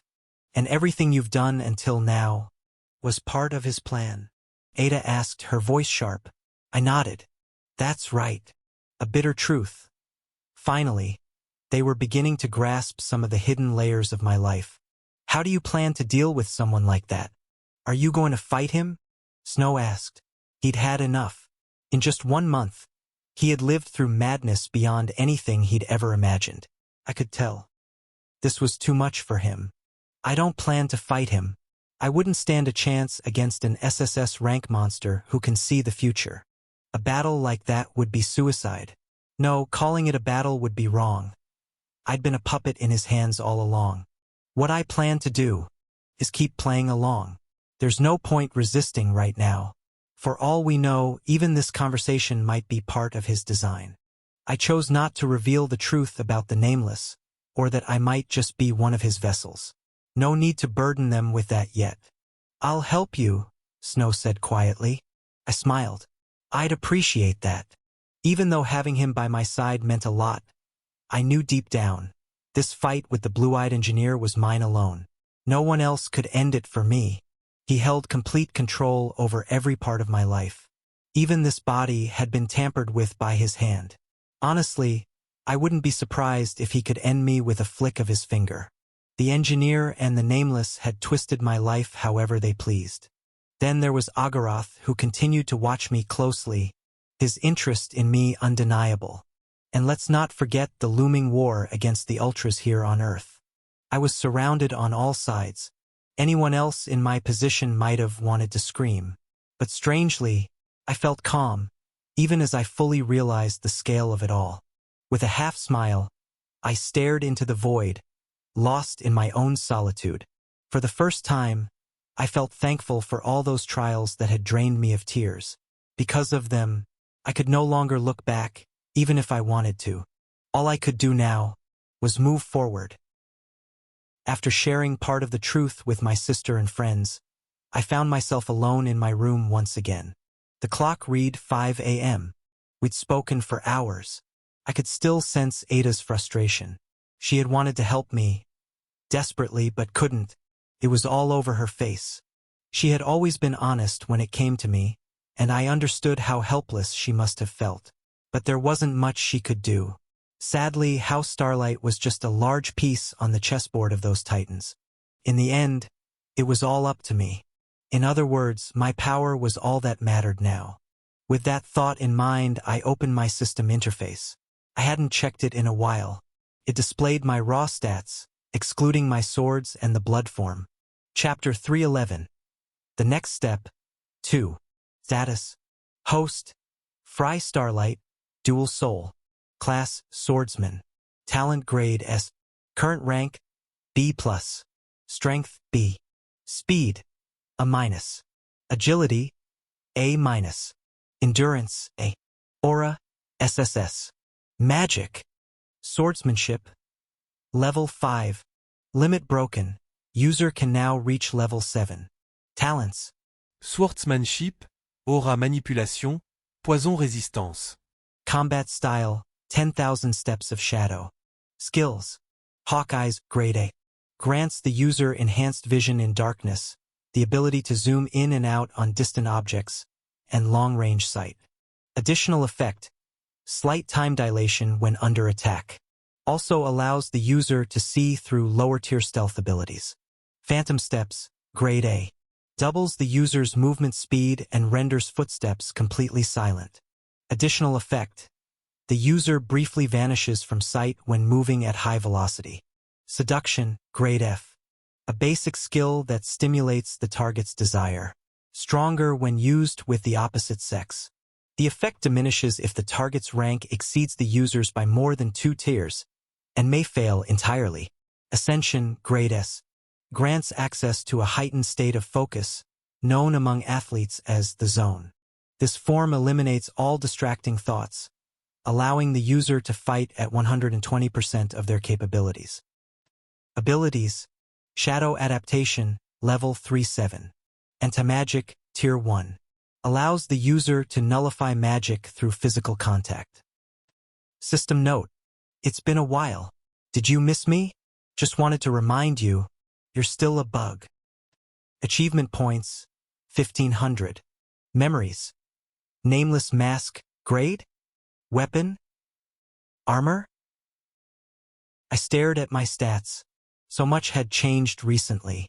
Shadow Adaptation at Level 3. I still wasn't sure what its full capabilities were. But with the knowledge I gained from that mask, something inside me stirred. For some reason, I felt like I could do so much more now. And that's exactly what I needed, because crueler battles were fast approaching. Especially now. That something had returned. Fry Starlight, Dual Soul. As if to crown all my fears, the phrase Dual Soul had reappeared, the very same designation that once belonged to my father. So, who is it this time? Nameless? Or something else entirely? What kind of game are you making me play now? What struck me most wasn't the revelation itself. CIT was my expression. Unchanging. Blank. Somewhere deep inside, I already knew what triggered this. The moment it all began was the moment I wore the nameless mask. Without a doubt, that was the turning point. I didn't know exactly what happened, but the system had confirmed the presence of 2 souls within my body, and the system had never lied to me before. Unlike my father's soul, just a remnant of willpower meant to support me. This time, the intruding soul might not be here to help. It might be here to take over. Out of curiosity, I decided to test something. Following the system's advice feature, I asked the question, how do I remove the dual soul? System advice wasn't absolute, but it had answered many questions before, so I tried once more. And it answered, you can't. Blunt. Unforgiving. A direct message from the system. It was as if it were telling me, don't waste your time. You'll never get rid of it. So that's it. Huh? I'm just a temporary soul, waiting to be replaced by the real one? And strangely enough, I didn't feel sad. I'm going to vanish, and Nameless will take over? The being powerful enough to rival Agaroth. Instead of despair, I felt something else. Relief. Didn't this mean I had been granted extra time to live, time I never would have had otherwise? And in the end, the true hero would awaken. One who could do the impossible and fix this broken world. In other words, my death would become the key to salvation. The ending millions have waited for across generations. A death like that, it's worth it, isn't it, Father? He once asked me to live my life to the fullest. But what if my death was the key to something far greater? I was certain, even my father would be satisfied with such an outcome. Yes, I will accept this fate. Accepting my fate without resistance, I laid down that night, finally able to close my eyes, with nothing left to ponder. Days passed swiftly. Fry Starlight and his companions returned to the temple, resuming their ordinary lives once again. The elite class had become more active than ever, driven by the changes shaking the empire to its core. There had been no recent movements from the ultras, and nightmare beasts had completely vanished from the empire's borders. A stillness took hold, but it was an ominous calm, the kind that comes before a storm. A storm whose scale no one could predict. Both the Empire and the Ultras were preparing for war in their own ways. And this time, it would likely be far more devastating than the last Great War 17 years ago. As a result, the elite class had begun training its talents intensely, knowing they might soon be forced to play a pivotal role. Among those talents, several prodigies began to stand out, but one in particular raised the most questions.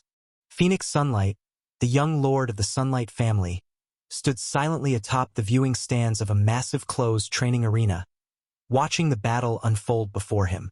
Melina, the claymore-wielding warrior and proud SS-rank combatant, known as the Iron Woman and hailed as the strongest duelist in the Empire, was locked in a fierce battle against a much younger opponent. Flames sparked as their blades collided violently, scorching the arena around them. But despite her explosive strikes and lightning-fast movements, Melina couldn't land a single blow. "What are those movements?" Phoenix murmured in disbelief as he watched Fry Starlight evade her every strike with flawless precision. His form, his rhythm, everything was perfectly tailored to counter her style. Wielding Dark Sister and Balerion with expert control, Fry managed to sustain his blood form barrier far beyond 15 minutes. Phoenix could see it with his own eyes. Fry was no longer just holding his own against Melina. He was pressuring her. How did he do it? None of this made sense. The explosive growth in such a short time, it defied all logic. Fry felt like an entirely different person. After hundreds of lightning-fast exchanges, dark aura clashing violently against radiant gold, Melina finally stepped back, ending the fight. Fry tilted his head slightly, confused by her sudden pause. "Shall we stop here?" she said, her voice empty. "Why? I could have gone longer," he replied. "That's the problem," she muttered. "Your growth is far beyond what I expected. If I push you any further, I'll have to try to kill you." Melina realized it. Fry was no longer the boy she could teach. How could she teach someone whose movements she could no longer understand? "We're done here." With swift steps, she walked past him. "I have nothing left to teach you."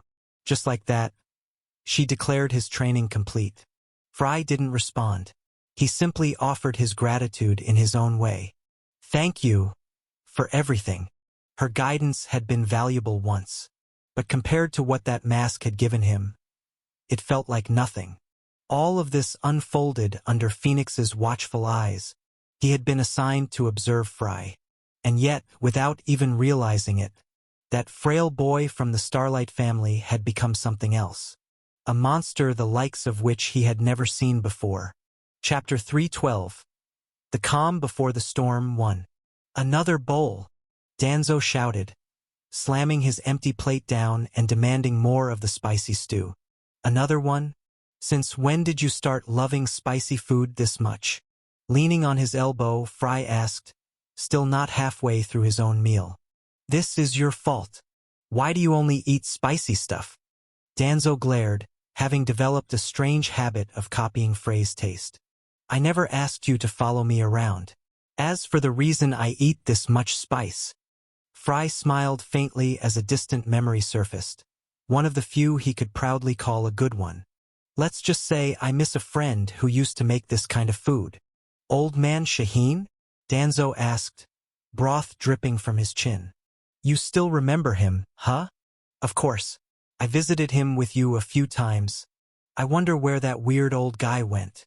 Danzo remembered the strange dishes the man used to make. They weren't popular. Barely anyone ever visited his place.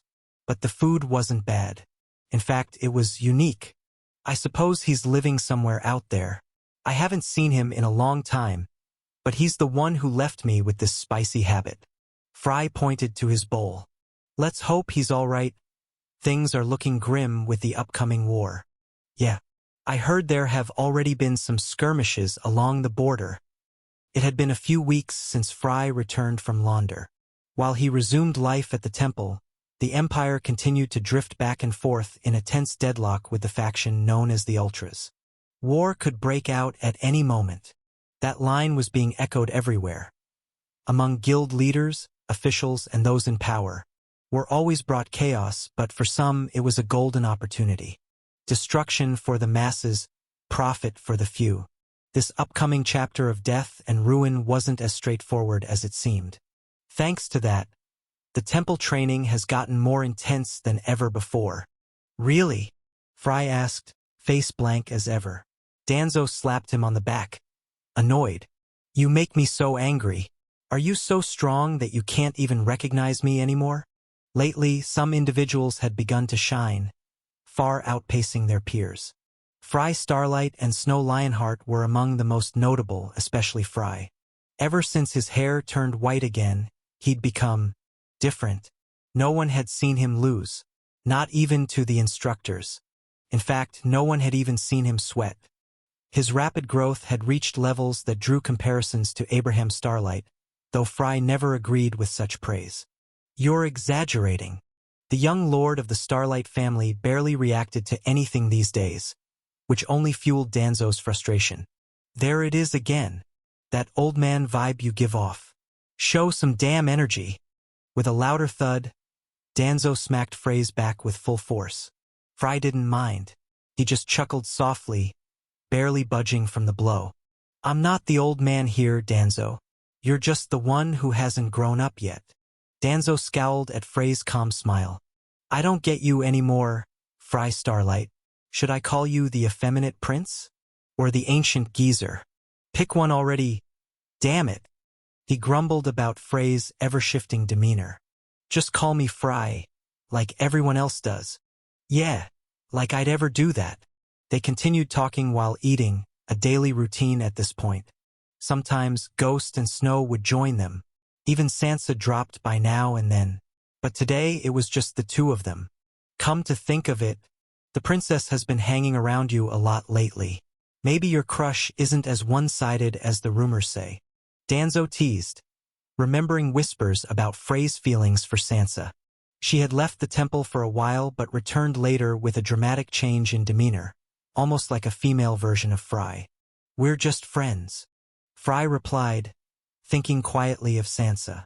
The princess had indeed grown closer to him lately, especially after everything they'd experienced together, but he would never go as far as to call what they shared love. Sansa wasn't the type of girl who'd fall for someone just because he saved her. Still, it was enough to make their bond stronger than ever. Friends, huh? With a swift motion, Danzo slung an arm around Frey's shoulder, pulling their faces close. Listen, since the princess is on your good side, why don't we, What? Fry asked, not catching the drift. Danzo continued. It'd be great if we all had another sleepover, right? But this time, I was thinking of inviting the girls too. Hey, why are you laughing? He stopped, bewildered at the rare sight of Fry actually laughing. It was a stronger reaction than usual. Maybe Danzo was the only one who could get this kind of response out of him lately. So you want girls now, huh? But how bold do you have to be to even think of inviting the princess to your house? Fry teased, and Danzo's shoulders slumped on instinct. You're right. Don't take Demon's words too seriously. He's built different from us. After all, Demon Valyrian acted like he was already in his 30s. Yeah. Shouldn't have thought of inviting Sansa. Danzo sighed in defeat. Invite me to what? Danzo froze as a soft feminine voice reached his ears from behind. He didn't even want to turn around. Fry, however, had noticed her long before she spoke. Hey, Sansa. He greeted without missing a beat as the princess sat beside him. Hello. Were you talking about me? Absolutely not. Danzo shouted loud enough to make the whole restaurant glance their way. Suspicious. Sansa didn't buy it for a second. She could see the lie written all over his face. He wants to invite you to a group sleepover, Fry said plainly without any attempt to sugarcoat it. Danzo's face turned to stone as Fry threw him under the bus. Again. Worse, Sansa didn't seem opposed to the idea. A sleepover? Like when a bunch of people stay over in one house and do all those activities. Exactly. I take it you've never been to one before, princess. Danzo looked between Fry and Sansa, trying to process how quickly things were escalating. To be honest, I haven't. Would you like to try it? Fry asked, and Sansa shook her head gently. I can't leave the temple.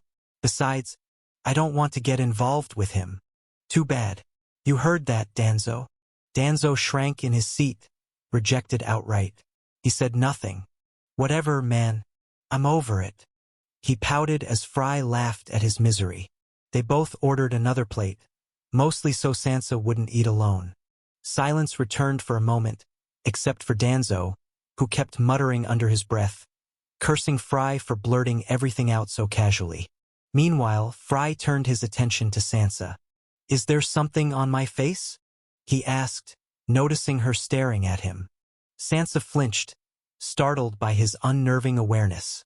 And no, it's nothing. She looked away quickly as Fry raised his eyes to meet hers. Chapter 313. The Calm Before the Storm, 2. Sansa Valyrian B. Affection points, 70. Current thoughts. He's become way too perceptive.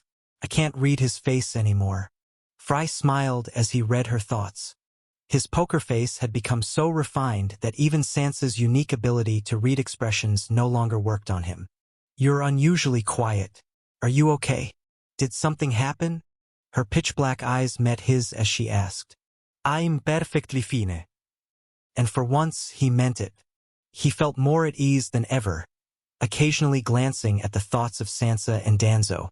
Fry wasn't lying. Having come to terms with himself, he'd reached a point where there was no longer any pressure, no unnecessary thoughts weighing him down. He had thrown everything over his shoulder, and now he was focused only on what lay ahead. Fry had begun living his life to the fullest, fully aware that it could end at any moment. Later that same day, Fry wandered alone through the temple streets. Lately, all eyes had been on him following his sudden spike in strength, so he made sure not to do anything suspicious. As a result, his days passed quietly. The only ripple in that calm was the message that appeared on the system's interface. A new mission had been added to the list. Main mission: survive the hunt. Reward: 10,000 achievement points. Fry didn't understand what the hunt referred to, but the reward wasn't a joke.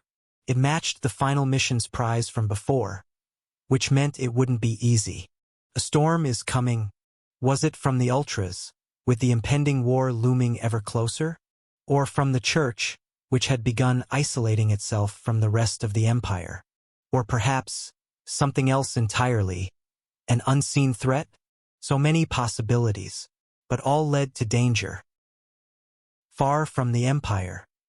On the other side of the world, deep within one of the Ultra's top-tier blood cities, a place unlike the barren plains beyond its walls. A city so advanced it could rival the imperial capital of Belgrade. And just beyond its towering skyscrapers and endless steel structures, stood a secluded fortress, isolated from the rest of the city. The main stronghold of one of the four lords of the Ultras, Gavid Linman the Ether Wielder. Dressed in his usual sharp suit, with perfectly combed hair and a pair of reading glasses that made him appear like an intelligent aristocrat, Gavid silently observed the young man beyond the reinforced glass wall, untouched by the chaos within. The castle was anything but quiet today. The agonized screams of the young man inside echoed violently through every corner of the chamber. The masked warrior, the moonlight blade bearer, thrashed wildly, trapped in a sea of black fire that devoured him from the inside out. Faced with such torment, all V could do was scream, until even his voice faded into silence. His battered condition was proof of how long he had been enduring the infernal trial. Gavid Linman continued to watch with zero emotion, patiently waiting for the final result he sought. How cold of you, Linman! A third voice echoed from the shadows, pulling Gavid's gaze from the glass. From the dark corner stepped in a massive intruder with a chilling smile across his face. His body was wrapped in black bandages from head to toe, hiding whatever lay beneath, though they failed to conceal the ominous glow of his crimson eyes. Gvardiel! Gavid turned cautiously, resting his hand on the hilt of his sword. Are you really taking a stance against a mere Empyrean? O mighty lord? Gvardiel sneered, his laughter hissing like a serpent's breath. Gavid didn't rise to the bait. What do you want? I came as a messenger, to inform you that the operation will begin soon. You traveled all this way just to say that? Normally, Gavid Linman would have kicked Gvardiel out without hesitation. But this time he held back. He could feel the pressure rolling off him. A raging aura, one that matched his own and SS-class power. I hear the next Casus Valerian has appeared inside the Empire, Gvardiel said, glancing at V, who writhed behind the barrier. I'm aware. Gavid answered bluntly. Gvardiel continued, and the new Abraham Starlight has made his appearance too. Gavid said nothing. Yet the news, which should have unsettled Gvardiel, did nothing of the sort. If anything, he seemed thrilled. Both men shared the same thought. Snow Lionheart and Fry Starlight? Their potential means nothing, so long as they're killed early. But what a shame! Gvardiel chuckled, licking his lips. Your little Empyrean can't enter Helmont, can he? Gvardiel laughed mockingly as he unleashed his aura. The unmistakable pressure of an SS-rank warrior. Gavid narrowed his eyes at the monster before him. With that level of strength, Gvardiel now stood among the lords and the hollows, officially making him the strongest Empyrean alive. And it was all because of one thing, that horn protruding from the back of his head. As if reading Linman's thoughts, Gvardiel left a note atop the nearby table before slowly sinking into his shadow. Don't be too bitter, old lord, he said with a sneer. We were forged from different materials. That's all. And with those parting words, Gvardiel vanished completely. Damn demon, Gavid Linman cursed, retrieving the note and tucking it into his coat before returning to V. Gvardiel had always been an enigma, an anomaly that defied logic. His meteoric rise in strength had raised more questions than answers. Barely a year ago, he was just an S-rank. How had he broken through so quickly? The answer was simple. He was a hybrid, half human, half demon. Helmont, the demon realm and their homeworld, was a place no ordinary human below SSS rank could survive, not even for a minute. But those with demon blood were different. And that was the crucial point. Just like Launder, time flows differently in Helmont. The Empire will lose this time, Gavid muttered, face blank. Why? Because the seal they so proudly relied on was broken long ago. The barrier left behind by Casus Valerian. Shattered into pieces. In other words, there was no escape anymore. The earth now stood exposed, once again at the jaws of the beast. And Gvardiel had taken full advantage of that. He trained in Helmont for a long time, then returned. Now an SS-rank monster. Announcing that the horrors of the war from over 300 years ago were about to return. Chapter 314. The Hunt Begins. 1. Fry Starlight's POV. A full month had passed since Launder. I'd returned to my daily life inside the temple, which had completely closed itself off from the outside world, transforming into a military war facility and treating us like soldiers. And no group received stricter treatment than the second-year elite class, thanks to the remarkable quality of fighters our generation had produced, from swordsmen and tanks to wave controllers and mages. It wouldn't be wrong to say that most of the Empire's future strength resided here within the walls of the elite class. Yet despite the current training intensity, it hadn't affected me in the slightest, thanks to the massive leap in my strength. That's what allowed me to win most of the time in sparring matches against the other elite students. Today, in particular, the students were once again paired up, as usual, to fight in duos. Your classmates will most likely become your future comrades in war, said Sophia, watching the duels from above as we clashed below. Knowing your allies' strengths and weaknesses is just as important, if not more, than knowing your enemies. And that's why they often had us fight each other. I was typically paired against people like Snow, Demon, or even Sansa and Ghost. These duels were always intense and exciting, as our powers were evenly matched, at least without external boosts involved. But today, unusually, I found myself paired with someone I hadn't interacted with much recently. Another member of the Starlight family, a distant relative by blood. We're both Starlights. She launched at me with her sword, coated in a blinding halo of light. Her strike came from the left, aiming for my side, which I'd seen coming from the start. I avoided it easily. Clanna had predicted I'd dodge, and so she immediately followed up with another strike from the opposite direction. The light around her blade made her movements swift, surrounding me from every angle. With every slash, her sword left trails of shimmering light in the air, turning her assault into something flashy. Oddly enough, I didn't even need to activate hawk eyes to track her swift attacks. Normally, I would have had to block them with my sword, but this time, her blade only struck after images, ghosts of my body as it effortlessly dodged her strikes on its own. Clanna used the Stardust style, but she'd barely mastered half of it, and even that half wasn't anything Shadow Adaptation Level 3 couldn't handle. I saw her grit her teeth in frustration, trying to increase her speed after failing to land a single hit. But it was pointless. From the start, I'd been far faster than her, faster than anyone else in the elite class. In a quick movement, I ducked low and swept her supporting leg, knocking her off balance. As she fell, I drove my sword into the ground next to her face, ending this meaningless bout entirely. "Thanks for the match," I said without showing even a hint of emotion, offering my hand to help her up as she lay at my feet. Clanna Starlight, unexpectedly, accepted the gesture without even looking me in the eye. Usually, with her playful personality, she would try to mess with me or act out in frustration. But she didn't. "Something wrong?" I asked, unable to stay distant, especially since Clanna resembled my sister Ada, like a younger version of her. "It's nothing. I'm fine. Thanks for the match." Her tone was softer than usual as she spoke, before running off, behaving more like a shy girl than the one I knew. But honestly, I didn't have the mental space to think about her for long. I quickly pushed her out of mind as soon as she left. I had a bigger dilemma to deal with, one that revolved around me. Or more specifically, my strength. I've hit my limit. To be clear, there's no more borrowed power that can push me any further than I already am. Balerion, the Black Terror, the demon-slaying Dark Sister, Shadow Adaptation, and all my abilities, they were all external factors that had boosted me, a mere B+, to a power level close to SS. I was grateful for the added strength, but I'd burned through all of it.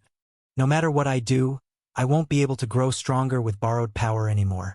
And that truth became clear after a full month of training here in the temple, which meant I had no choice but to return to the real path. One free of shortcuts, my raw strength. If I truly wanted to surpass where I am now, I'd need to elevate my B+ talent to at least S before I could see any further gain. And that's when I realized, Melina was right. Legendary swords exist to help users unleash their potential more smoothly, not to increase that potential. In the end, I am the source, not the blade.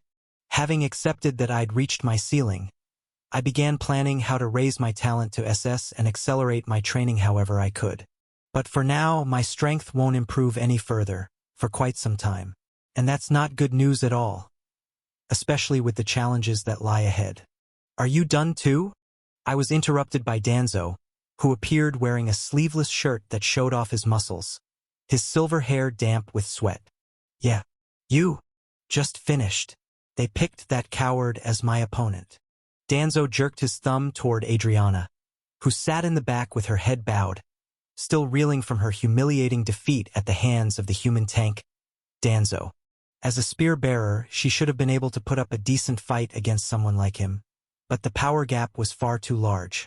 Add to that her cowardly nature, and it was clear why she hadn't progressed. No matter how I looked at her, only one thought came to mind. That girl won't survive. Danzo said it before I could. If war ever broke out again and she was thrown into the battlefield, I had no doubt she'd die quickly. Even Sansa, who had always been her friend and protector, wouldn't step in to save her. And it would be entirely Adriana's fault. She treated her own friend like a monster, even though the princess only ever tried to help her. Adriana was the kind of parasite who tried to survive without making any real effort to grow. I couldn't feel any sympathy for someone like that. With those thoughts, I looked away from the purple-haired girl sitting in the shadowy corner of the room. After Danzo and I were the first to finish our matches, Snow and Ghost soon joined us.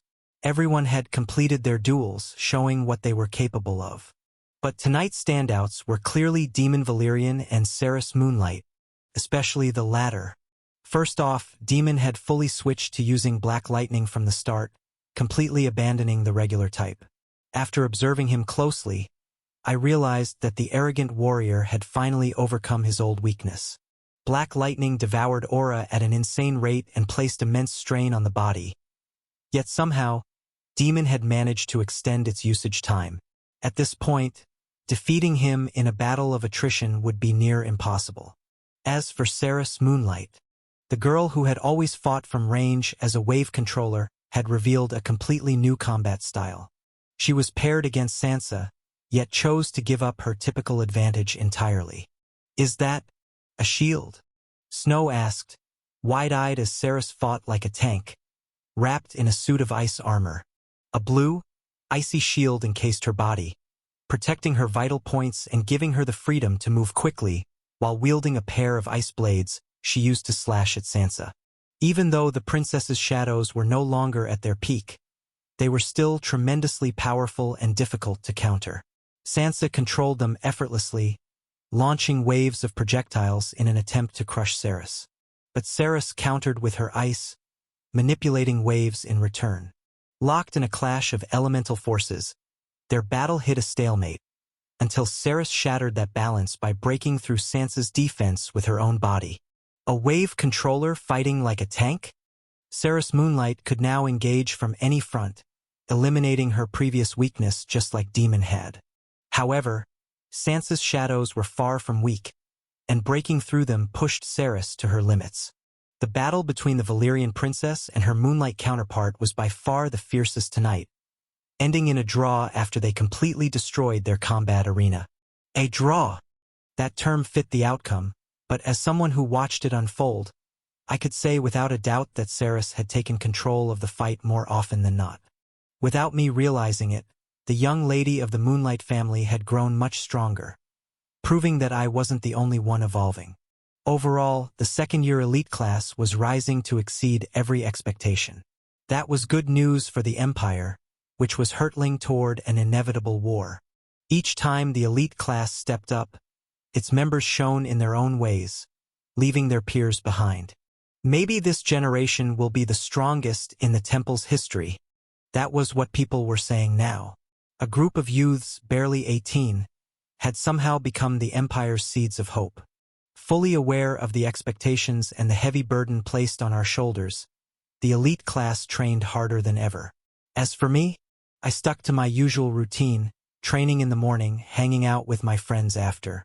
Living a life where I could look forward to the future let me spread my wings of freedom, even if I knew I couldn't fly high just yet, trapped as I still was inside a much larger cage. But for now, at least, everything had gone smoothly and peacefully. So much so, I began to wonder if it was even real. Chapter 3:15. The Hunt Begins. 2. In the blink of an eye, another month passed as the year drew to a close and the cold of winter set in. And with it came the announcement. An announcement that all the grueling training we'd been through would finally be tested in the real world. Gathered once again in the same hall where the island trial had been announced, we watched as Ivar Valerian, the temple director, stepped up to the podium and revealed a new test, one rumored to be even harder than the one held on the uninhabited island. Ivar's ornate speech could be summed up in a few words. All he really did was remind us of the Empire's current state, how war could erupt at any moment, and emphasize the need for proper training and preparedness. Just a preamble before he revealed the details of the test. A test I knew nothing about, since the plot of the story I once wrote had already deviated so far off course that predicting anything had become impossible. Still, to be honest, I wasn't expecting much from this new trial. The temple hadn't been able to offer me a real challenge for a while now. But I couldn't hide my disappointment when Ivar announced that the test would take place in the Eastern Nightmare Lands. That place again? Snow grumbled beside me, and I understood why. We had been there not long ago, and surviving in that place was far too easy. I understood the headmaster's intent, to put students under pressure. But that kind of pressure only works on the weaker students, not the elite class. Still, we had no choice but to comply. Preparation for the test took only a few days. Like the island trial before it, we would travel to our destination via teleportation gate. For the sake of convenience and efficiency, wearing the same armor from our previous test, I stood among my fellow elite students, ready for what was to come. I can't believe we're about to waste our time in the Eastern Nightmare lands, Danzo complained. He wanted a real challenge, something beyond the endless competition among peers. Fighting nightmare creatures wasn't a bad idea, but we'd already done that during the island test, which now made this upcoming trial feel like a pointless repeat. The temple wouldn't pit us against any truly dangerous nightmare beasts anyway. We have no choice but to trust the headmaster's intention, I said, though I wasn't convinced by my own words. I'll be looking for you the moment the test begins, said Dawn Polaris, equally displeased with the situation. Better to fight you guys and get it over with than wander aimlessly in those lands for a month. With such thoughts clouding our minds, we stood before the teleportation gate. None of us even remotely excited for what lay ahead. Just before our turn to step through, Phoenix appeared behind us, sensing the foul mood among the elite. No need to pout, boys. You know old Ivar wouldn't send you anywhere without a purpose. Phoenix's encouragement was met with silence, except from Snow, who was kind enough to respond. I hope you're right, Professor Phoenix. Even the Empire's shining star, Snow Lionheart, felt no excitement for what awaited us. Standing at the gate, I found myself next to someone I usually avoided. You're looking well, Fry. I'd say the same about you, but you haven't changed a bit, Aegon. Side by side with Prince Aegon, I walked toward the gate. That's when I noticed the slow, creeping smile spreading across his face. You seem unusually happy about this test, I noted. Upon hearing that, Aegon quickly straightened his expression with his right hand. Ah, excuse-me. I guess I lost myself for a moment there. So I was right, I said. Aegon nodded. This test, Fry, it'll be something we'll never forget. For a moment, I stopped and stared at him as he kept walking with that same smile. Had those words come from anyone else, I would have dismissed them entirely. But from Aegon, I found myself giving this trial one I had completely underestimated, some actual thought. Yet no matter how hard I tried, I couldn't imagine what might happen in a test like this. With that uncertainty in mind, I stepped into the teleportation gate along with the rest of the elite class. The gate lit up with a blue glow, signaling the start of the teleportation. That soft blue light pulsed for a brief moment, until it changed completely. None of those outside realized what had happened, until the light of the gate turned red, releasing a violent wave of force. That single shift was enough to declare that something had gone horribly wrong.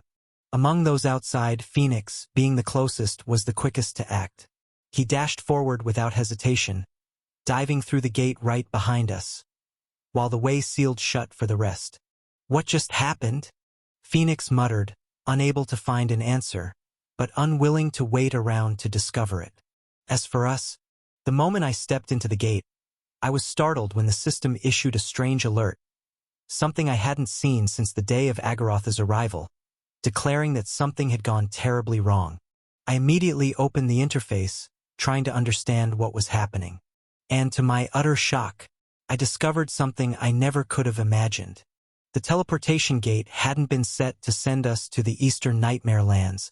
It was sending us somewhere entirely different. Panicking as I realized the magnitude of the looming disaster, I tried to use the system's abilities to stop it, but it was no use. My remaining achievement points weren't nearly enough. It's too late. Teleportation would complete in mere seconds. Seconds before catastrophe struck. I had to act no matter how little time I had. But my mind was blank. Elite monsters are nothing more than insects, so long as you kill them in the cradle. Those were the words Gavid Lindman once said. Inside the Ultra's capital, Kaled, a horrifying army had gathered around a crimson-lit teleportation gate. Led by lords of terrifying caliber, Gavid Linman and Godfrey among them, they had resolved to kill anyone who came out of that gate. The Empire and the Temple had been far too negligent, blind to the fact that enemy hands had already infiltrated deep within their so-called impenetrable walls. The gate meant to send us to a simple trial in the Nightmare Lands had been tampered with, rerouted to the enemy's stronghold itself. The one place we should never have been sent. The battlefield the Ultras intended to drown in blood. Their only goal, to rob the Empire of its greatest prodigies, the ones who might one day tip the scales of war. And knowing that, I burned every last achievement point I had, staking everything on the one idea my brain could muster under such suffocating pressure. Using the system's writing ability, I desperately tried to save everyone at the final moment. Just seconds before the gate would open and drop us all into unknown, enemy-infested territory. The Ultras waited for the show to begin, for those unwitting teenagers to stumble through, unaware of the nightmare awaiting them. They were certain they had already won. But the moment never came. Instead, the gate simply shut down without a single soul stepping through, after an unexpected shift in trajectory at the very last second.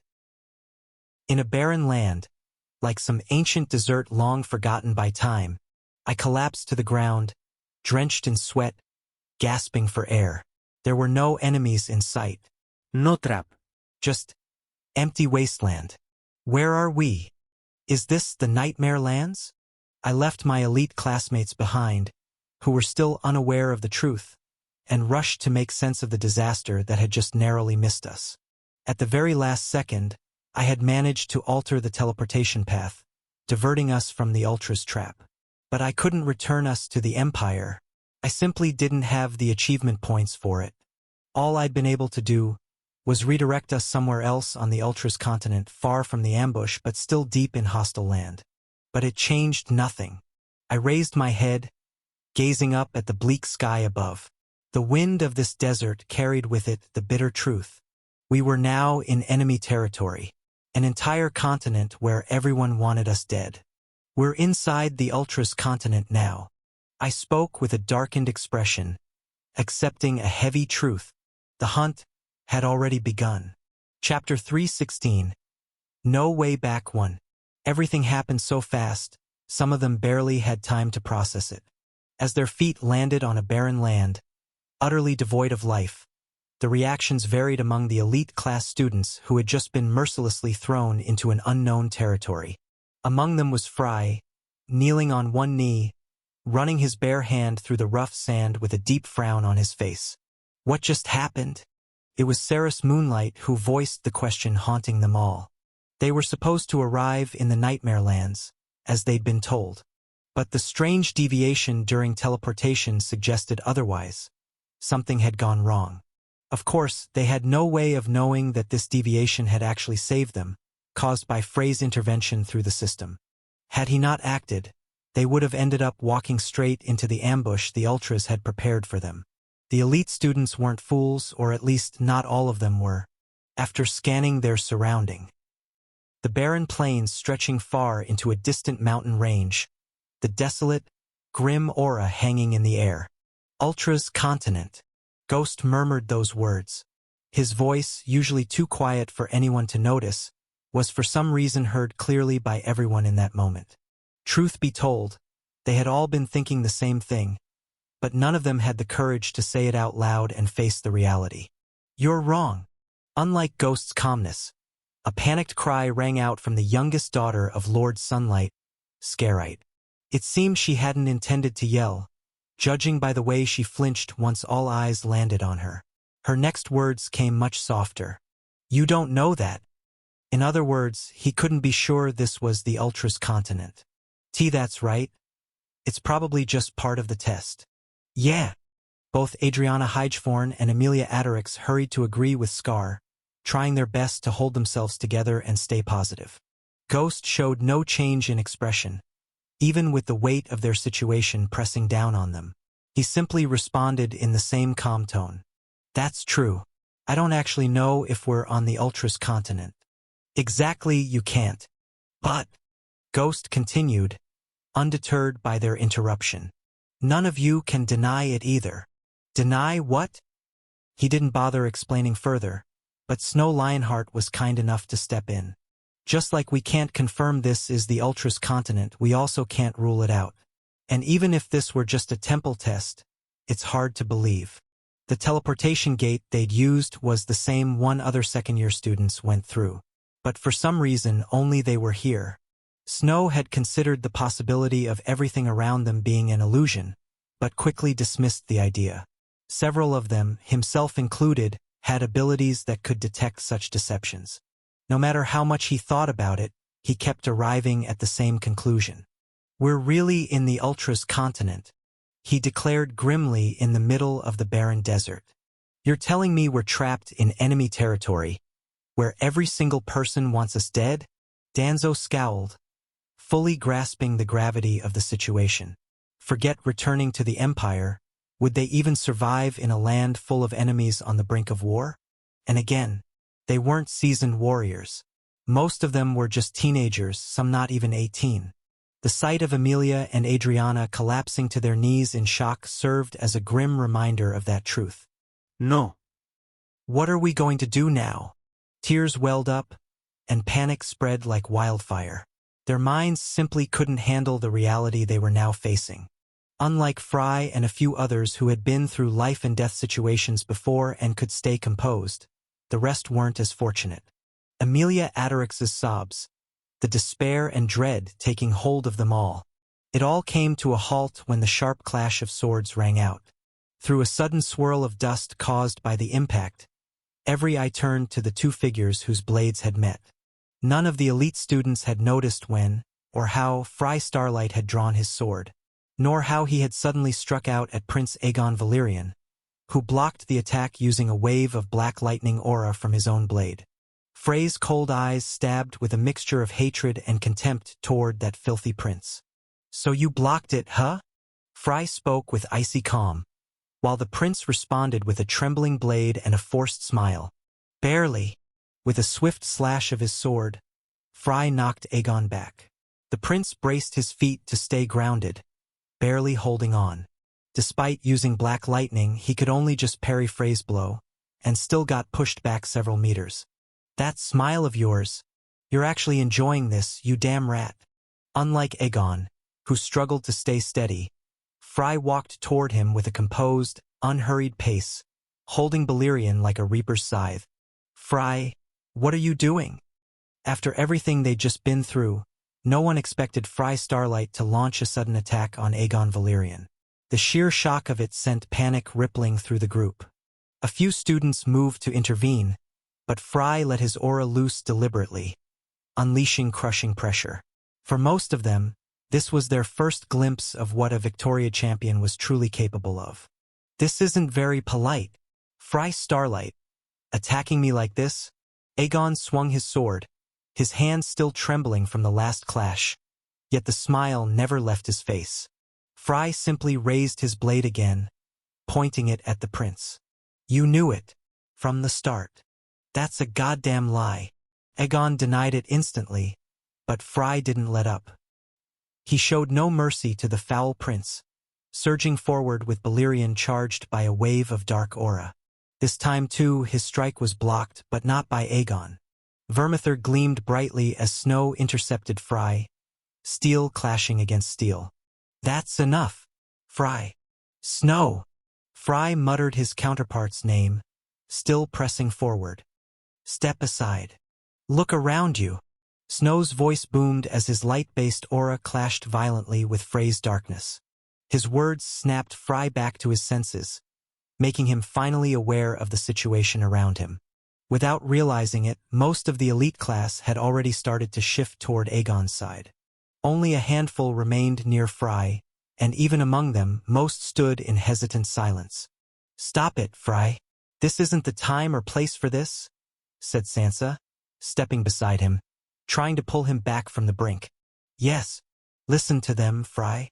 From the other side, Aegon chuckled. You're accusing me of causing this catastrophe?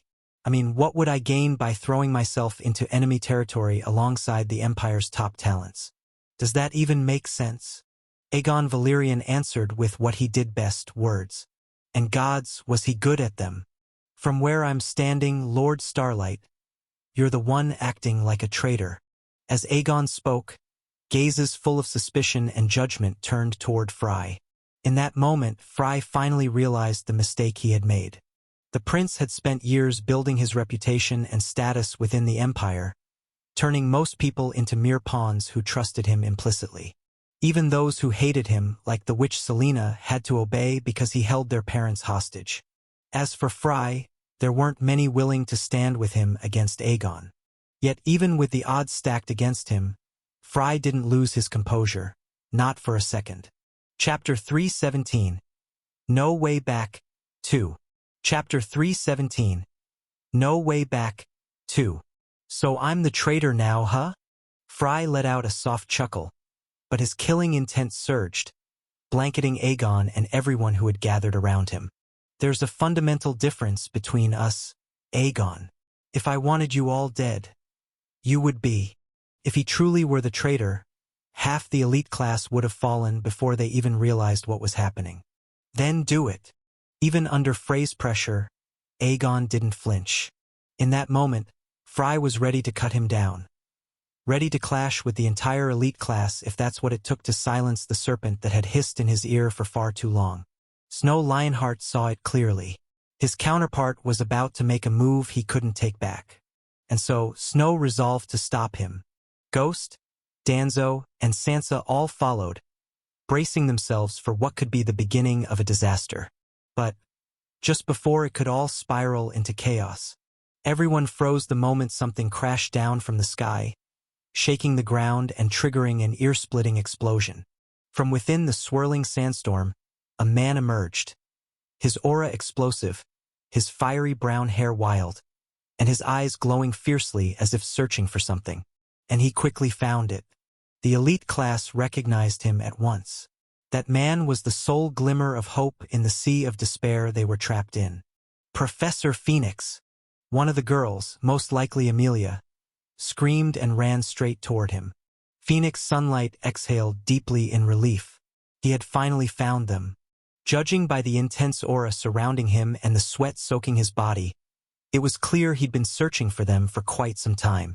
Most of the students were overjoyed to see him. Others, however, sought answers. Professor Phoenix. Snow Lionheart was the first to step forward. What exactly happened?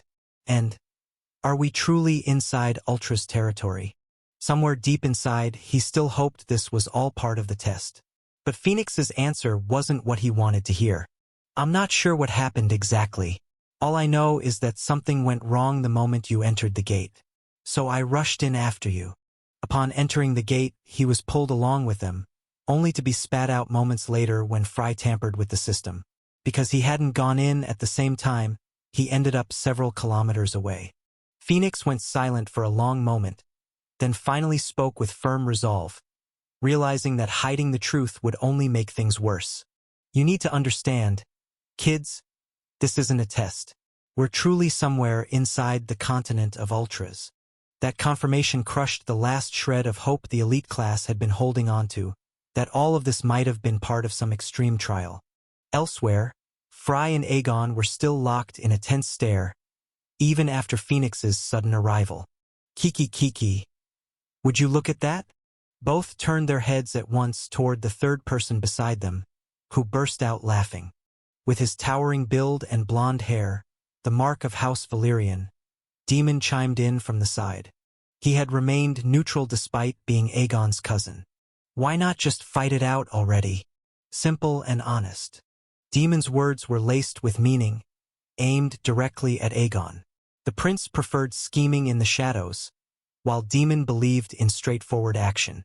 That might be the biggest reason Demon despised him. Aegon simply shrugged with the same ever-present smile and made his way toward Phoenix, who had already taken note of the tension between him and Fry. Those methods suit you better, Demon. But how about this instead? With just a few well-placed hand gestures, Aegon managed to draw the attention of everyone around him. Since we've fallen into this deadly trap, we need to find a way to survive. In other words, we need to find a way home. And how exactly do you propose we do that? Sansa snapped on purpose, clearly unimpressed.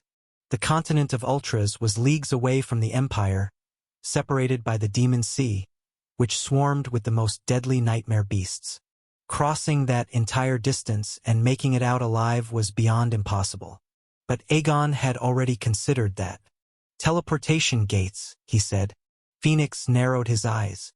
There are no direct teleportation gates between the Empire and Ultras, Selena interjected, but Aegon chuckled. You actually believe that?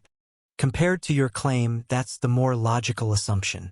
Are you seriously saying there are gates connecting us to our worst enemies? The Empire and Ultras were on the brink of war. The idea of direct gates linking them was absurd. Then you're even more naive than I thought, Aegon replied, making Selena scowl. What? How do you think the Ultras have been launching their attacks until now? By crossing the entire Demon Sea each time. That's, come to think of it, their appearances had often been abrupt, without warning. There must be gates somewhere. Isn't that right, Professor Phoenix? Aegon turned his words deliberately to the strongest man among them. The Lord of Sunlight remained silent. In truth, he couldn't deny what Aegon had said. The Empire had long suspected the existence of such teleportation gates, and had even discovered a few. Gates left over from the First War, more than 300 years ago. The likelihood of there being an extra one or two they still hadn't uncovered was very real. The prince is right. The moment Phoenix said those words, Aegon's smile widened. In truth, he was certain of the gate's existence. He had used one himself once, during secret negotiations with the Ultras. Of course, he didn't mention that to anyone. What now, Fry? Still think I'm the traitor? I just gave you half the solution. Aegon never missed a chance to provoke Fry. The latter said nothing. Meanwhile, the prince wrapped up his argument by giving the group a direction. We have to find one of those gates. That was their only hope. But how? Are you suggesting we scour an entire continent where everyone wants us dead? Danzo frowned as he spoke, while Aegon simply shrugged, making it clear that he'd done his part. Whether they succeeded in finding the gates or not was entirely up to them. Professor Phoenix, I trust this responsibility falls to you. Aegon spoke with a smile, while Phoenix let out a sigh. I promise you, I won't let anything happen to you. Not while I still draw breath. Aegon nodded cheerfully. Yes, I'm sure you will. Some of the students felt slightly reassured. After all, Phoenix was powerful. It all sounded like a normal conversation, but it was anything but normal. Aegon had just subtly pushed all the responsibility onto Phoenix, and all the blame should anything go wrong. After all, their presence here was the result of the temple's negligence. They had allowed such a catastrophe to unfold. Phoenix couldn't help but wonder, how had the Ultras pulled it off? How did they bypass the temple's defenses and sabotage the gate so thoroughly, right under their noses? Cold sweat crept down his back every time he thought about it. With all due respect, Professor Phoenix, I don't need your protection. Fry Starlight's voice snapped Phoenix out of his thoughts. The young man before him, radiating a terrifying aura and power, declared that he would not hide behind anyone. We'll fight for ourselves. Isn't that the whole point of all that training? Taking the same stance, Snow followed his friend's lead. And they weren't the only ones.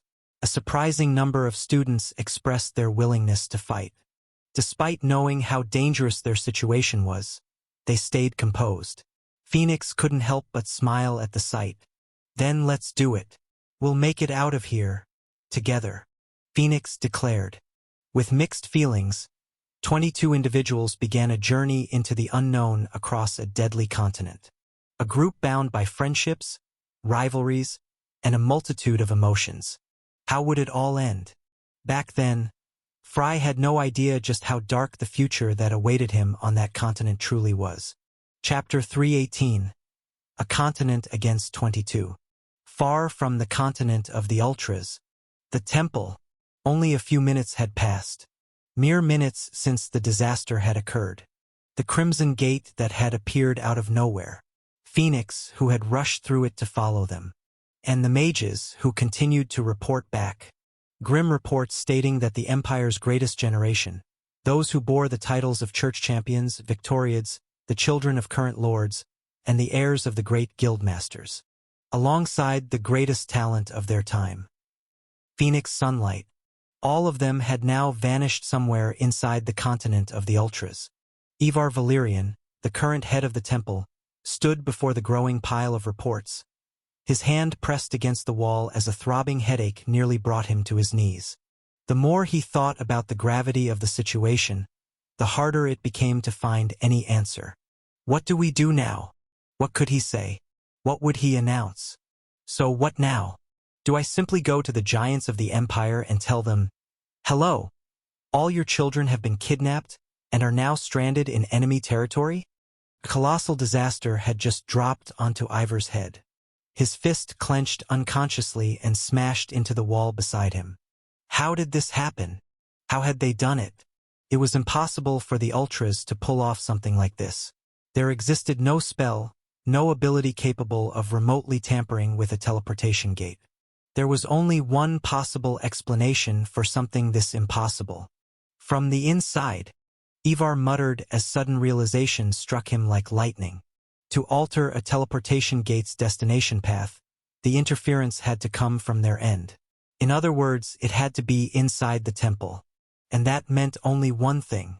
Without hesitation, Ivar issued immediate orders. In under a minute, the temple was sealed shut. No one was allowed to leave. Everyone was now locked inside with Ivar.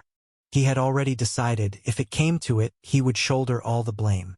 But right now, something else took priority. There's a traitor. Someone among them, a filthy spy who had orchestrated this catastrophe.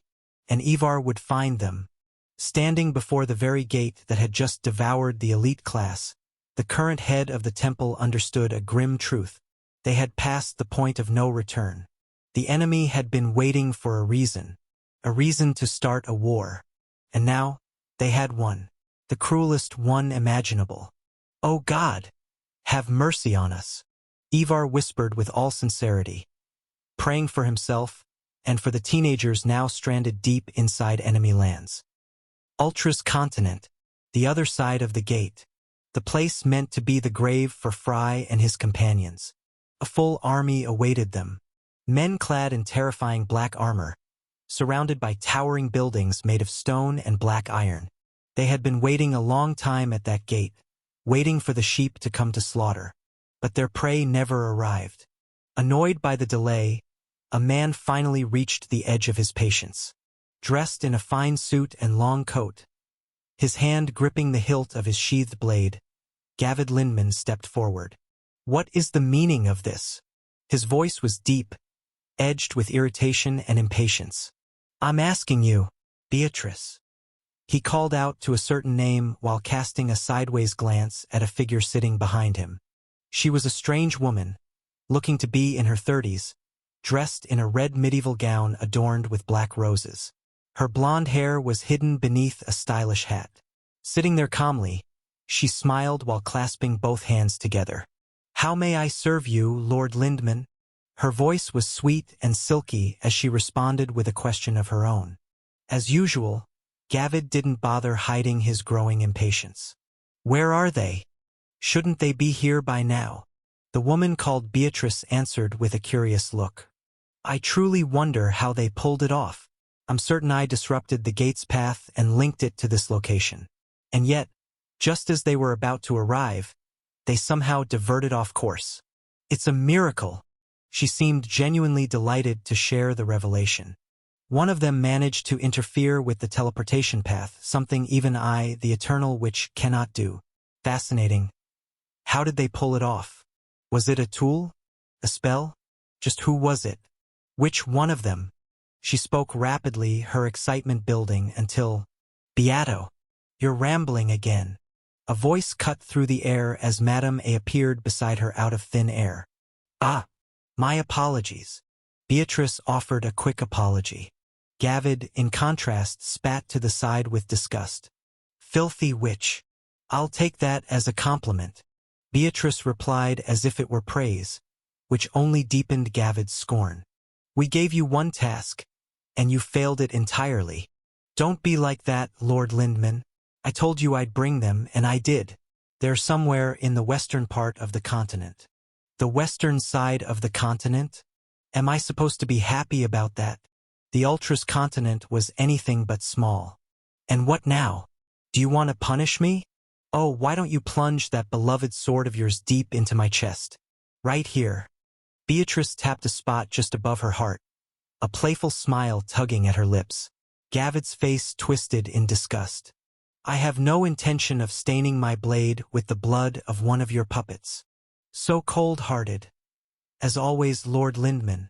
She let out a melodic laugh. You have no idea how much effort went into crafting that homunculus you call a puppet. You should be grateful. Without her, none of this would have been possible. Who would have thought? That elegant woman, seemingly perfect in every way, was nothing but a puppet. And just like that, no need to worry. The Empire will never uncover my other doll. Beatrice twisted her eye between her fingers, revealing far more than she should have. Gavid, unfazed and unimpressed, turned away from her, barking orders to his troops. To all forces, the high blood, spread across the continent and awaken every servant of the lesser blood. The targets are the Empire's prodigies. Whoever brings them back, dead or alive, shall be honored with blood and glory. Leave no corner of the continent unsearched. Yes, sir. The army roared in unison. And just like that, the hunt began. A continent rose against 22 souls. Chapter 319. The Hammer and the Anvil 1. Fry Starlight's POV. Fry. Want some? Danzo called out to me, inviting me to join everyone for food. No thanks. I'm fine. I declined, stepping away from the group and ignoring Danzo's persistent gaze. You're not going to last like this, man. I understood where Danzo was coming from. It had been several hours since we arrived in this barren, lifeless land. A place that reminded me all too much of Launder. If anything, it confirmed one thing. This planet was already starting to bleed. Night had fallen, and darkness loomed above our heads. Despite hours of travel through the wastelands, we had found nothing. No shelter, no signs of life. It wasn't in our best interest to remain like this for long. After all, we had stepped through those gates intending to take a test. That meant none of us had brought any real provisions or supply rings. The only food we had was what happened to be inside Professor Phoenix's ring when he followed us through. But from what I saw, the amount he had would barely last a few days, especially considering how many of us there were. And once that food ran out, most people here wouldn't survive. Especially not in this land, devoid of any life. My body was different, able to go on without eating. That's why I chose to refrain from joining the others. It might help even a little, and it seemed I wasn't the only one who thought that way. You two shouldn't cling to me like that. I addressed both Snow and Sansa, who had also chosen not to eat. You think you're the only special one here, Fry? I can go weeks with just water, Snow said with a smile, while Sansa didn't comment at all. I figured she didn't want to talk about her demonic body, that body that could survive on aura alone. At least we've got Cerys with us, Sansa muttered, glancing over at Cerys Moonlight, who was effortlessly conjuring water from thin air, manipulating the element without limits. Snow nodded. I can use water too, but Cerys is on a whole other level. She can produce large quantities with minimal aura. Her control is insane. Most of the elite class gathered around Cerys every time they needed water, doing what they could to avoid dehydration. That put Cerys at the top of the priority list. If she lost her ability to continue, dehydration would hit everyone hard. Fortunately, only a few hours had passed since our arrival, so that threat still felt distant for now. But I couldn't help but wonder, is this really enough? Even if no one died from hunger or thirst, would we really be in a condition to fight if the time came? Every minute we spent on this land drained us bit by bit. Not to mention that most of those here had no experience surviving in the wild. No matter how I tried to think about it, my mind kept drifting toward the worst-case scenarios. But I quickly abandoned those thoughts when Sansa tapped me lightly on the forehead. Could you stop? Every time I look at your face, I feel like your cursed thoughts are seeping into me. Hearing her comment, I unconsciously touched my face and gave a half smile. Soy. Was it that obvious? Yeah. So obvious I don't want to look at you anymore. Hee hee. My bad. It was a game we had been playing lately. Sansa trying to read my thoughts through my expressions, and me trying to hide them behind a blank face. I guess there's no point in overthinking it. Better to worry about things when they actually happen rather than drive myself into a corner trying to anticipate every disaster. If you asked me whether I could survive, I'd say yes. I'll make it somehow even if the odds are against me. But I lifted my head and glanced at the others. I scanned their faces one by one, 20 elite students and Professor Phoenix. By the end of this ordeal, how many of them will still be standing? That was the thought that haunted me most. Just to be sure, let me ask you this, Fry. Snow suddenly said beside me. What? You don't have anything? A plan? A lead of some sort? You know? Like last time. Oh, I understood what he meant. He was probably talking about our time in Launder, how I always seemed to know the way forward. Which, in this case, meant system advice. I gave him a strained smile and answered with the bitter truth from the very start. Sorry. I'm completely in the dark this time. I have no idea where we could find any teleportation gates. I saw a flicker of surprise cross Snow's face, but he quickly accepted it with a serious nod. Unfortunately, system advice required achievement points. Not many, but a significant amount nonetheless. But my current number of achievement points was quite simply current achievement points, 0. This was the first time ever that I had reached 0. Diverting the teleportation process earlier and saving everyone had burned through all of my points, leaving me without my greatest weapon this time. The system. In other words, I had no cheat left. If I wanted to survive, I'd have to rely solely on my own abilities. And it all starts with finding those teleportation gates. In the first place, how would we even activate one of them? Aren't they insanely complex? As if reading my thoughts, Sansa posed the obvious question. She's got a point, Snow said as a new variable entered the equation. We'll have to figure that out once we actually find one. If the system were available, I could have activated them easily. Excuse me. Our quiet conversation was interrupted by a fourth voice approaching from the distance. The two approaching figures were the mages, Selena and her quiet companion, Xavier Adams. They exchanged a glance, and then Selena stepped forward to speak. We overheard your conversation, and we think we might have a solution to the current issue. What do you mean? Snow asked, and Selena replied without hesitation. We already discussed it with Professor Phoenix. All you have to do is find the gate, we'll handle the rest. I'm confident we can activate any teleportation gate on this planet. Selena spoke with conviction, and her words didn't sound like empty boasts. I see. That's reassuring to hear. Snow nodded with a smile. At the very least, we no longer had to worry about how to activate the gate. The conversation continued for a while longer as we naturally split into small groups that stayed close to one another. Danzo, Dawn, Ghost, and Ragna joined us shortly after. Most of the remaining students clung to Phoenix, following him wherever he went. And then there was that damned prince, the one I couldn't let my guard down around for a second. Overall, the atmosphere was incredibly somber, and it stayed that way for a few more minutes. Alone in the wasteland, surrounded by nothing but lifeless sand and freezing winds that threatened to freeze our blood solid. All of that, accompanied by silence. A silence that had lasted far too long. But nothing lasts forever. Chapter 320. The Hammer and the Anvil, 2. This world was far too vast for us to have it all to ourselves. The first to notice something wrong was Phoenix Sunlight.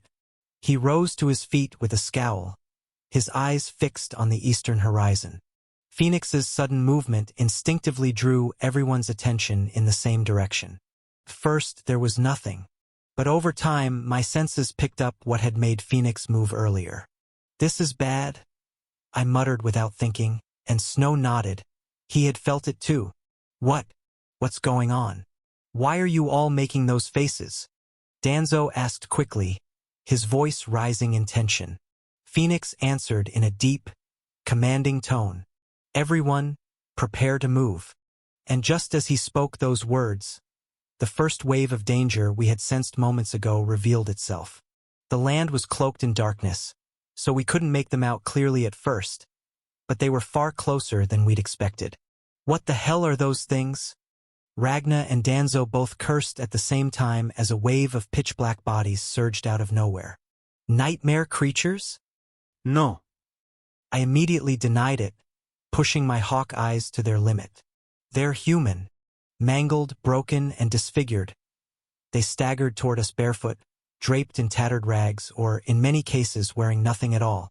Upon closer inspection, you could see it. That black substance oozing from their pores and wounds. Everyone stared in horror at the horde approaching from the distance. These are humans?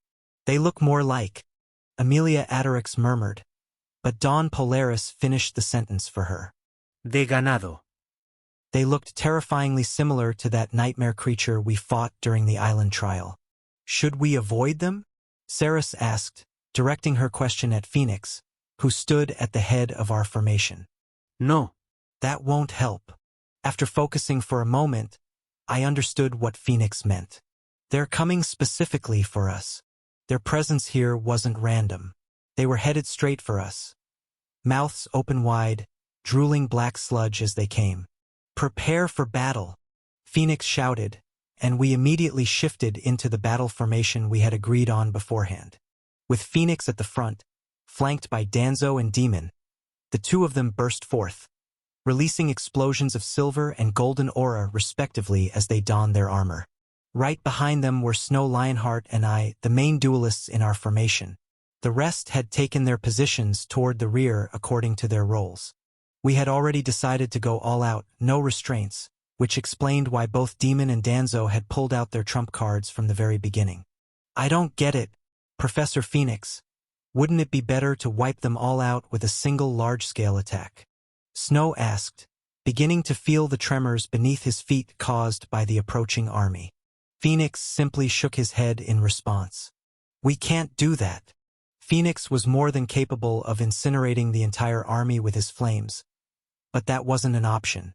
If I unleash one of my stronger attacks, I'll have to burn through a tremendous amount of aura, and that would immediately alert the Ultras to our position. It was safe to assume this army only found us because they happened to be nearby. In other words, our location likely hadn't been exposed yet. But the other side undoubtedly had its fair share of mages and wave controllers.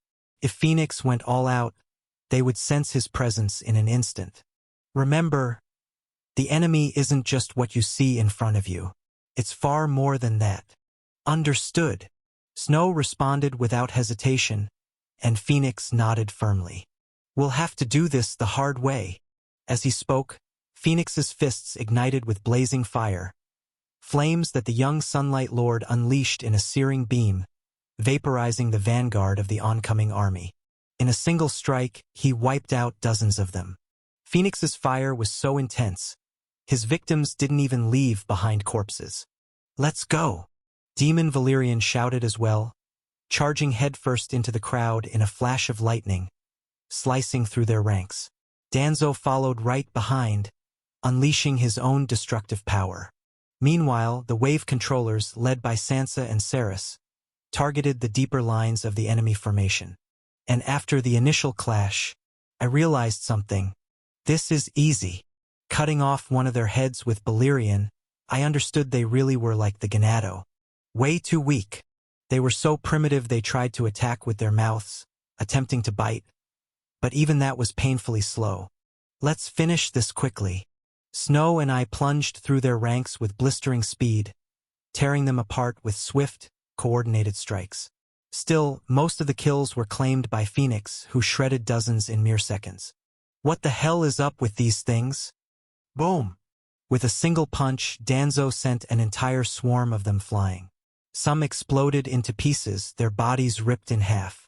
Yet even in that state, they still attacked. What kind of curse is this? Zombies. Quit talking and kill them properly.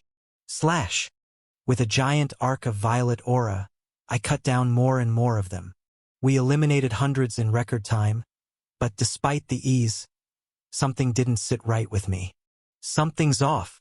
How did they find us in the first place? Was our position exposed? And if it was, why send weaklings like these? Something's wrong.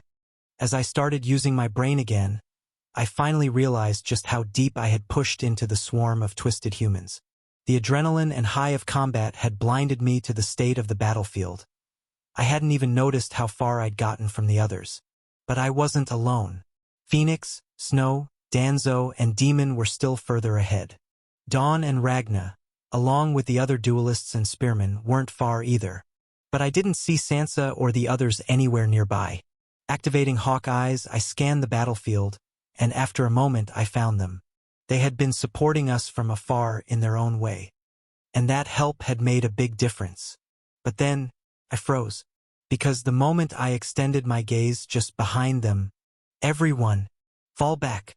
Now! I shouted with all the strength I could muster, drawing everyone's attention to what was happening behind the line. But I was too late.